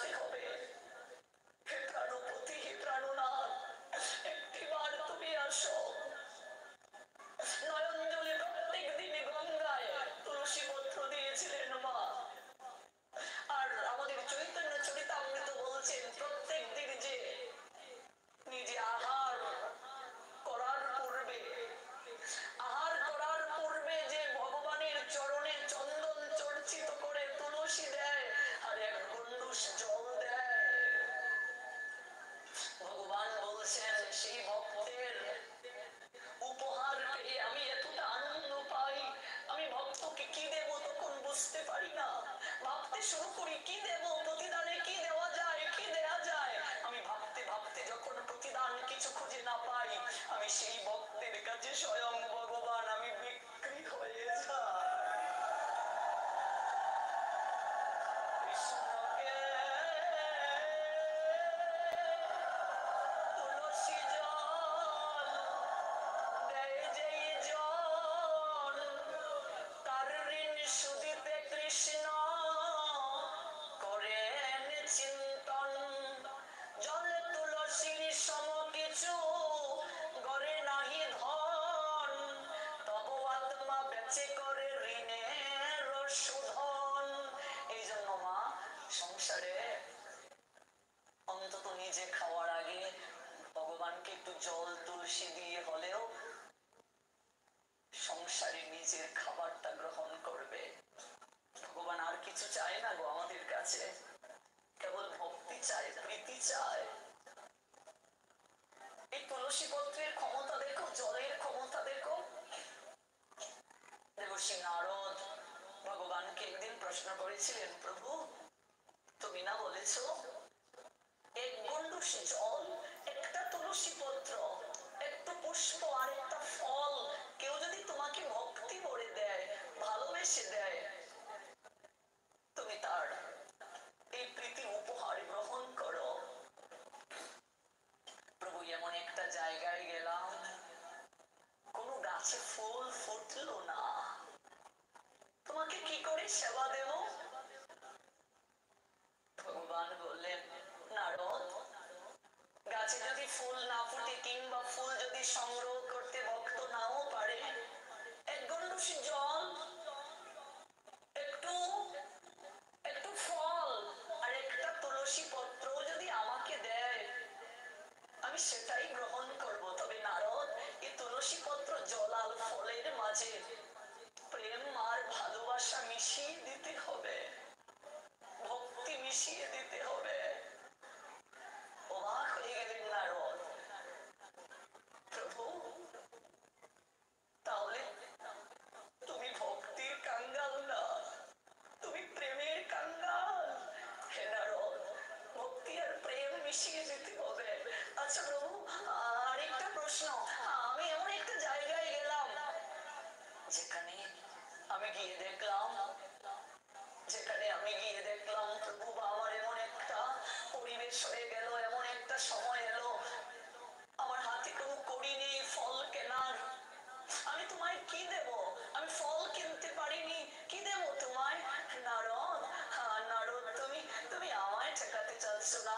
ফলও যদি কোনো ভক্ত কিনতে না পারে, সামর্থ্য না থাকে, এক গণ্ডূষ জল আর একটা তুলসী পত্র যদি আমাকে দেয়, আমি সেটাও গ্রহণ করব। তবে হে নারদ, সেই জলের মাঝে অবশ্যই প্রেম আর ভক্তিকে মিশিয়ে দিতে হবে, ভক্তি আর প্রেমটাকে মিশিয়ে দিতে হবে।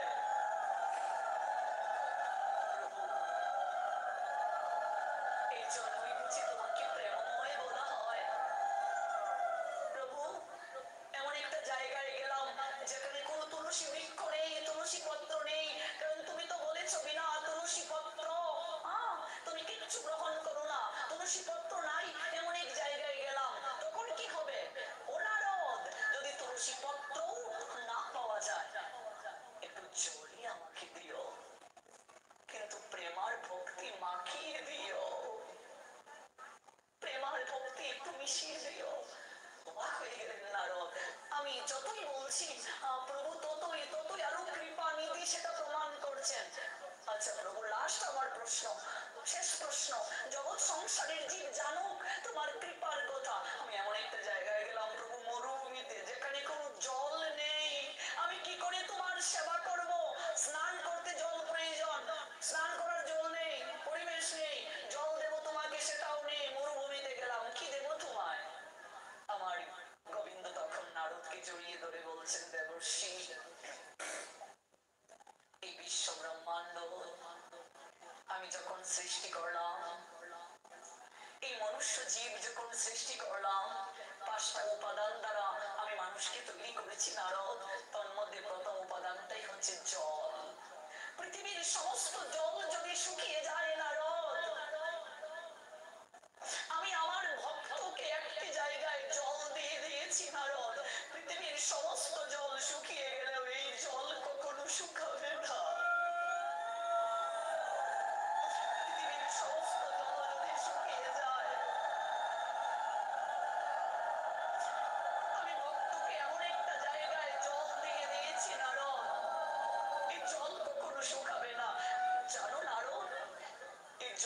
করছে, তার দুটি নয়নের মাঝে তাকে নারদ এই নয়ন জল এক ফোঁটাও যদি আমার চরণে অর্পণ করে, গোবিন্দ প্রাণ গোবিন্দ বলে যদি এক ফোঁটা নয়নের জল আমাকে অর্পণ করে, আমি সেই ভক্তের কাছে বিক্রি হয়ে যাই। পৃথিবীর সমস্ত জগৎ যদি শুকিয়ে যায়, এক নয়ন জল যদি ভক্ত আমার চরণে অর্পণ করে, আমি সেই ভক্তের কাছে আমি বিক্রি হয়ে যাই নারদ। দেখো মা, নয়ন জলের কতটা ক্ষমতা।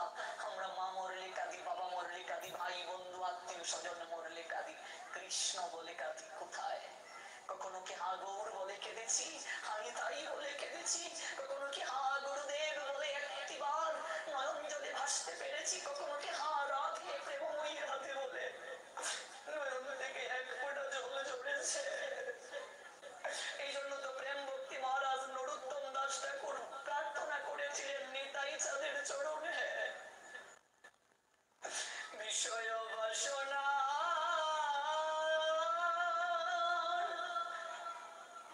মুখে দিয়া চাই নগরে মাগিয়া খাইব গাইব নিতাই নিতাই চাঁদ। আমি রাজ সিংহাসন চাই না।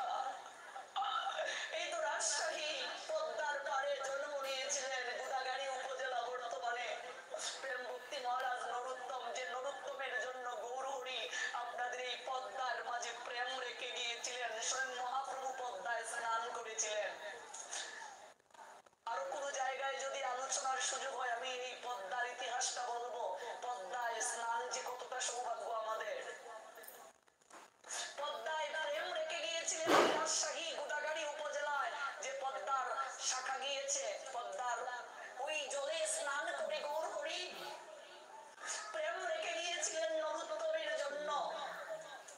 জন্মের আগে প্রেম রেখে গিয়েছিলেন নরোত্তমের জন্য গৌরচাঁদ। পার্শ্বদেরকে নিয়ে পদ্মায় স্নান করে জল ক্রীড়া করেছিলেন।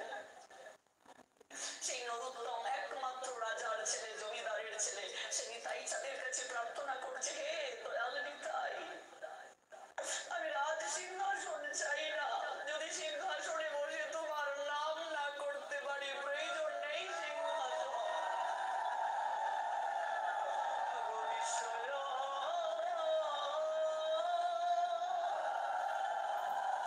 বাসনার মুখে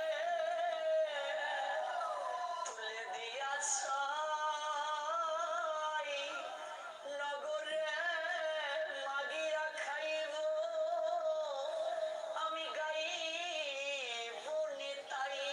তাতে যদি নগরে নগরে ভিক্ষা করতে হয়, হানিতাই হানিতাই প্রাণ নিতাই গৌর গৌর বলে আমি যদি নয়ন জলে ভাসতে পারি, আমার আর কিচ্ছুটি লাগবে না। প্রার্থনা করেছিলেন, হরি বলবো আর মদন মোহন হেরিব গো, আমি এই রূপেতে ব্রজের পথে চলিব গো। প্রার্থনা করেছেন গৌরের কাছে, নিতাইয়ের কাছে, হরি হরি কবে মোর হইবে সুদিন, বিষয়ে বাসনা বলে হইব তব প্রেমের অধীন। তেজিয়া শয়ন সুখ বিচিত্র পালঙ্ক, কবে ব্রজের দুলায় দূষর হবে মোর অঙ্গ। এর পরের প্রার্থনাটা আরো হৃদয়ে বিদারক।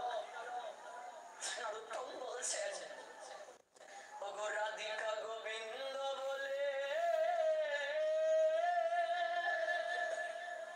আমি কবে কাঁদিব উচ্চেশ্বরে, রাধে আমি কবে রাধা কুণ্ডের তীরে আর রাধে বলে আমি ঘুরে বেড়াতে পারবো? ওগো রাধিকা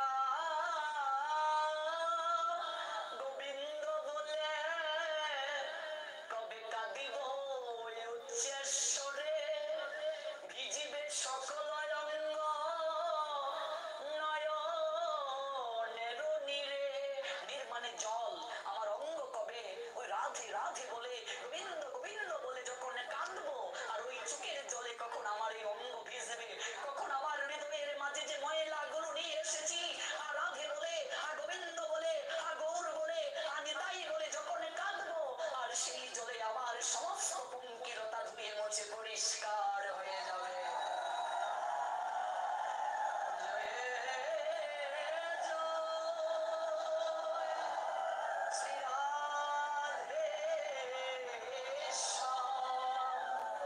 দেখো প্রার্থনাটা কি, প্রার্থনাটা দেখো। কৃষ্ণ বলে নয়নে জল আসে না মা, নিতাই বলে কাঁদতে চাই না আমরা, গৌর বলে কাঁদতে চাই না। অথচ কৃষ্ণ বলে কাঁদে যে সুপ্রীতি জন, সেই কান্না শ্রবণে দর্শনে হয় সর্ববিঘ্ন বিমোচন। দর্শন করলেও মঙ্গল। জলে মার জন্য পুষ্পরথ সাজালেন গোবিন্দ, নিজে আসলেন সারথি হয়ে। নারদ চলো, 3 প্রকার ভক্ত দেখাবার জন্য তোমায় নিয়ে এসেছিলাম, এবার যাব আরেকজন ভক্তের কাছে তোমাকে দেখানোর জন্য। দরিদ্র ব্রাহ্মণ আর ব্রাহ্মণী নাম ধরার দ্রুণ, ওরাই পরবর্তীতে যশোদানন্দ মহারাজ হয়ে জন্ম নিলেন। চলো নারদ, যারা আরাধনা করেছিলেন ভগবানের জন্য 10,000 বছর, না খেয়ে কেবল বায়ুকে সেবন করে প্রাণায়ামের মাধ্যমে, এবং কয়েক বছর কেবল ফল পড়ে গাছের পাতা, তারপর কেবল বায়ু সেবন করে কঠোর আরাধনা করে যখন ভগবানকে পাননি গৌতম ঋষির আশ্রমের পাশে, তখনই অগ্নিকুণ্ডে নিক্ষেপ দিতে চেয়েছিলেন। আর দৈববাণী হলো, ভগবান বলছেন এই দেহটা কেন তোরা নষ্ট করবে, ভগবানের আরাধনা করার জন্য যে দেহ তোরা পেয়েছিস, যা ঘরে ফিরে যা, ঘরে ফিরে যা, আমি পুত্র হয়ে আসব। ওই যে নন্দ যশোদা রানী পূর্ব জন্মে ছিলেন তারা ব্রাহ্মণ ব্রাহ্মণী, নাম ধরেছিল দরাদ্রুণী, বহু কষ্টে দিন কাটায়, গোলক হতে গোলকের নাথ এলেন যে ধরায়, সহজে কেউ পায় না তারে, পাইলে যে হয় কাঁদিতে। নয়ন জল ছাড়া গোবিন্দ বশীভূত হয় না। প্রত্যেক দিন ধরাদ্রুণী, ধরার দ্রুণ নয়ন জলে ভগবানকে ডাকেন, হে প্রভু তুমি না কথা দিয়েছিলে পুত্র হয়ে আসবে। বিজ্ঞানে জীবন নির্বাহ তারা করে, ভগবান অতিথি হয়ে আসলেন তাদের গৃহে, অতিথি হয়ে আসলেন ভগবান। ঘরে কিছু নেই মা, একদিন অতিথি বেশে এলেন নারায়ণ, ব্রাহ্মণীর বলেন শীঘ্র করাইতে ভোজন। ভিক্ষাতে গিয়াছে ব্রাহ্মণ, কিছুই নাই তার গৃহেতে। ঘরে কিচ্ছু নাই, কিছুই নাই ঘরে। অতিথি এসেছে। আমাদের সমাজে একটা রীতি আছে, কেউ যদি আপনার গৃহে যায়, কেউ যদি আপনার ঘরে যায়, অভুক্ত তাকে ফিরিয়ে দেবেন না, একটু জল হলেও তাকে খাইয়ে দেবেন, সংসারের নতুবা অমঙ্গল হয়। সনাতনীদের একটা রীতি হচ্ছে, কেউ যদি কারো গৃহে আসে, সাধু বৈষ্ণব কারো গৃহে আসলে খালি মুখে ফিরিয়ে দিতে নেই, গৃহের অমঙ্গল হয়, একটু জল হলেও খাইয়ে দেবে। গৃহে এসেছেন, ঘরে কিছু নেই, কি করে ভোজন করাবেন? দ্রোণকে বলছেন তুমি যাও না ভিক্ষায়, কিছু পাও কিনা। দাঁড়ে দাঁড়ে ভিক্ষায় গেলেন, কেউ কিচ্ছুটি দিল না, কিছুই দিল না। ভগবান ভাবছেন আমি যে পুত্র হয়ে আসবো, একটু যাচাই করে নেই। ওই যে বললাম না গতকাল, প্রেম ভক্তি সহজে ভগবান দেন না, প্রেম ভক্তি দিতে গেলে আগে পাত্রটাকে একটু যাচাই বাছাই করে নেন, যে আমি পুত্র হয়ে স্বয়ং আসবো, তোমার গর্বে কতটা ভক্তি আছে, তোমার কতটা প্রেম আছে, একটু পরীক্ষা করতে হবে, একটু যাচাই করতে হবে। ভগবান নিজেই দোকানদার হয়ে গেলেন, একটা সাজিয়ে বসলেন পরীক্ষা করার জন্য। দ্রোণ ফিরে আসলো গৃহে, কিচ্ছু কি আনতে পারেনি, কেউ কিছু কি দেয়নি, কিছুই দেয়নি। হাটে গেলেন, কিচ্ছু কি কেউ দিল না। এবার দড়া ভাবছেন আমাকেই কিছু করতে হবে, দেখি কেউ কিছু দেয় কিনা আমায়। হাটে গেলেন ডাল চালের কারণ মুদি বলে দিতে পারি, বান্ধা দেবে স্তন, আপন স্তন কাটিয়া বান্ধা দিয়া ভোজন করেন ব্রাহ্মণের।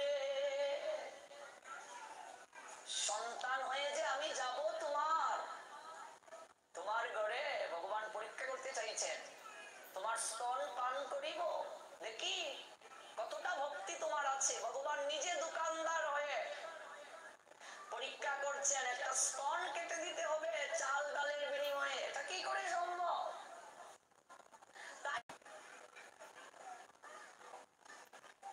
ভোজন করতে যখন বসলেন তখন তাকালেন ধরার দিকে, চোখে মুখে কি আনন্দের হাসি। ভগবান ভক্তের কাছে পরাজিত হয়ে গেলেন। মা, এই স্তন কেবল সন্তানের অধিকার, স্তন পান করার। সন্তানের সবচেয়ে নিরাপদের জায়গা মায়ের কোল, আর সবচেয়ে নিরাপদ খাবার মায়ের স্তন, স্তনের দুধ।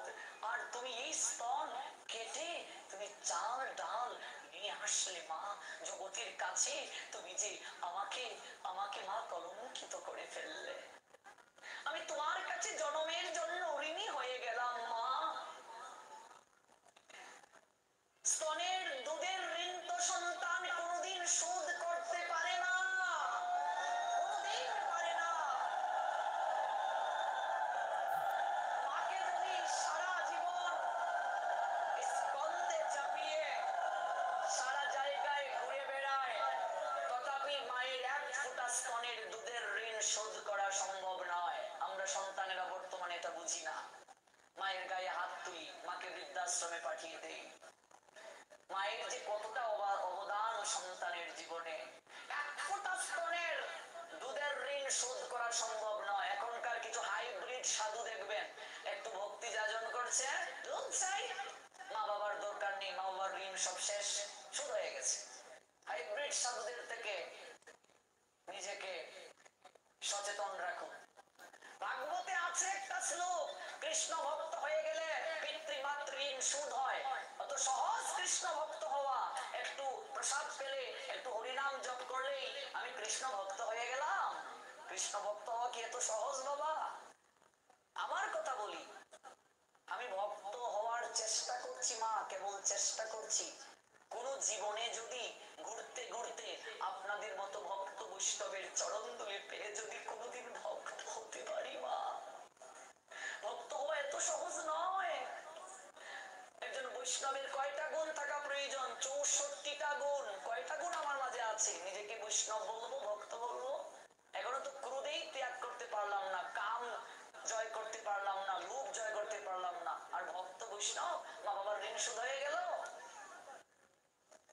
প্রহ্লাদের মতো ভক্ত হতে পারলে বাবার ঋণ শোধ হয়, মায়ের ঋণ শোধ হয়, মা বাবার উদ্ধার সম্ভব। এত সহজ না। ভগবান নয়ন জল ফেলে বলছেন, মা, সন্তানের স্তনের দুধের ঋণ কখনো শোধ সম্ভব নয়। তুমি যে আমায় ঋণী করে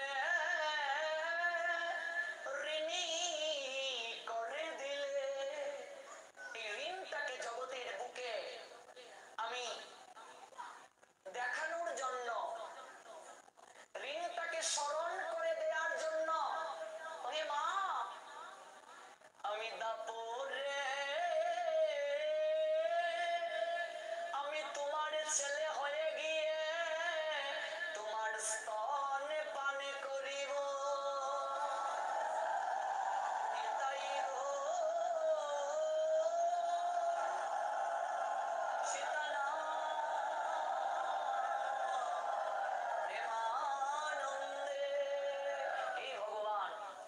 আসলেন নন্দালয়ে, ধরা দ্রুণ ওরা আসলো যশোদানন্দ মহারাজ হয়ে।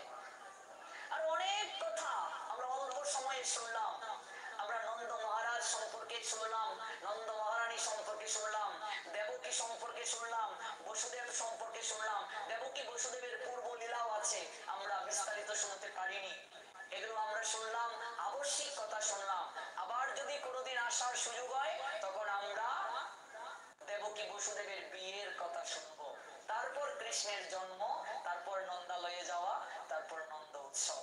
তার মানে আবার যদি কোনোদিন আসার সুযোগ হয়, যে জায়গায় শেষ করছি এই জায়গা থেকে পুনরায় শ্রবণ করব। আপনারা এই 7 দিন ব্যাপী অপ্রাকৃত কথা শ্রবণ করলেন কায় মনোবাক্যে। আমার এই 7 দিন ব্যাপী কথা শ্রবণে, মননে, স্মরণে, আস্বাদনে অনেক ভুল ত্রুটি হয়েছে। আপনারা আমাকে অদম জেনে মার্জনা করে দিবেন। আজকে বিদায়, বিদায় বড়টা কষ্ট মা। স্বাদের বাজার, আনন্দের বাজার আজকে ভেঙে যাবে। আগামীকাল এই সময়টা সবার কাছে খুব মনে হবে। আপনাদের সবার কাছে আমি প্রার্থনা করছি, অনুরোধ করছি, আপনারা আমাকে কৃপা আশীর্বাদ করবেন। আর মায়েদেরকে আমি অবশ্যই চেষ্টা করছি, দেখি আমি সময় বের করতে পারি কিনা 2-3 দিন একটু ক্লাস দেয়ার। অবশ্যই যদি ক্লাস হয় তাহলে বিকেল 3টা থেকে ক্লাস হবে। আপনারা 3টার সময় সবাই আসবেন, অনেক কিছু আমরা জানবো। আগামীকাল আমরা একটু বিশ্রাম নেব এবং একদিন পদ্মাতে স্নান করারও আমাদের ইচ্ছে। আগামীকাল আমরা পদ্মায় স্নান করব সবাই। পদ্মায় গৌরহরি নিজেও স্নান করেছেন। আর আগামীকাল আমরা একটু বিশ্রামে, আর এরপরে 2 দিন একটু ক্লাস আপনাদের নেয়ার ইচ্ছে। আপনারা অবশ্যই আসবেন। চলুন আমরা একটু গৌর চরণে অঞ্জলি দিয়ে আজকের মতো আলোচনা বিশ্রামের প্রতি যাই। আয়োজনকারী ভক্তদেরকে আমি কৃতজ্ঞতা জ্ঞাপন করছি। তাদের এই অপ্রাকৃত আয়োজনের কারণে আমরা এই অপ্রাকৃত কথা শ্রবণ করার সুযোগ পেলাম। তারা জয়যুক্ত হন, এমন করেই যেন তারা সাধু ভক্ত বৈষ্ণবের মিলন মেলা বসাতে পারেন। সবার মঙ্গল হোক। জয় গৌর, জয় নিতাই, জয় শ্রী রাধেশ্যাম। গৌর গৌর গৌর হরি গৌর গৌর গৌর হরি।